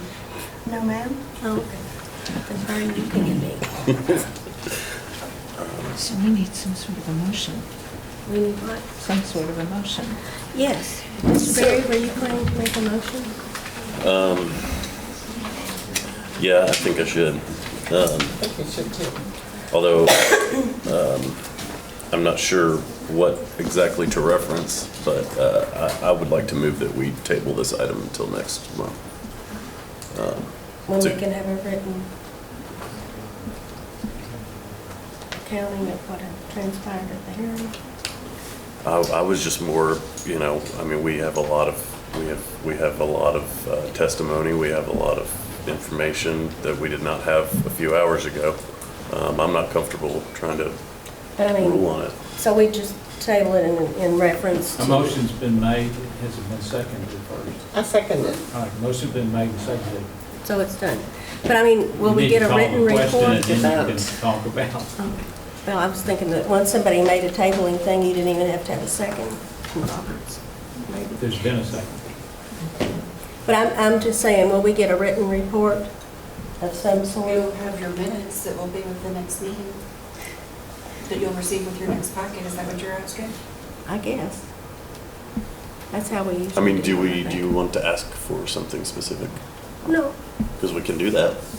Do you want something specific? No, it just seemed like you wanted to. Like the next meeting will be with the minutes.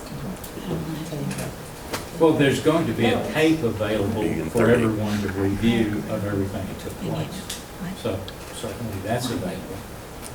What more could you possibly want? Oh, I was just thinking maybe a capsulized version, like planning and zoning sort of We gets. either do minutes or we do the full evidence that's on there. Okay. I don't believe someone should summarize for this board. Well, that's true, what we especially heard. when it would be staff doing it. Okay. So there's been a motion and a second. Are you, okay. Ms. Overland to Yes. table? Ms. Conkle? To table? Yes. Ms. Ferrari? No, I want to vote tonight. Yes. Mr. Berry is a yes. Ms. Cross? I think yes. And Ms. Johnson? Motion carries to table until the next meeting. May I ask a quick question? If it's tabled, does that mean they still have to postpone work on the property while it's under deliberation?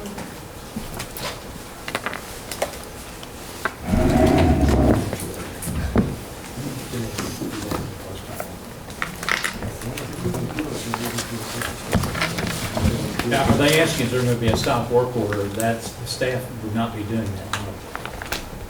So they could go on and pave it? That's their decision to do.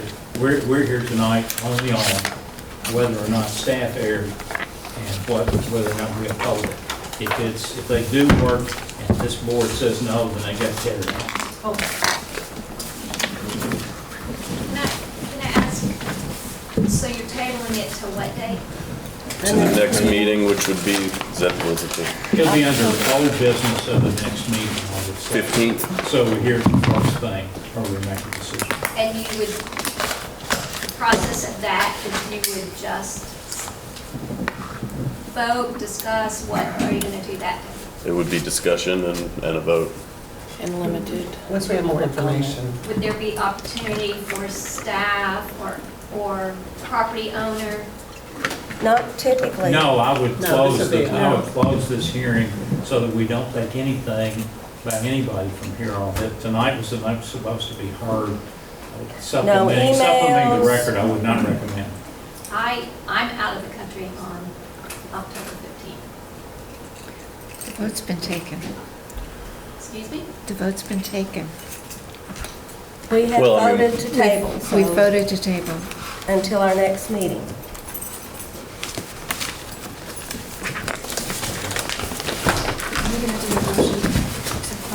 Do we need to do a motion to close the hearing? Yes, we do.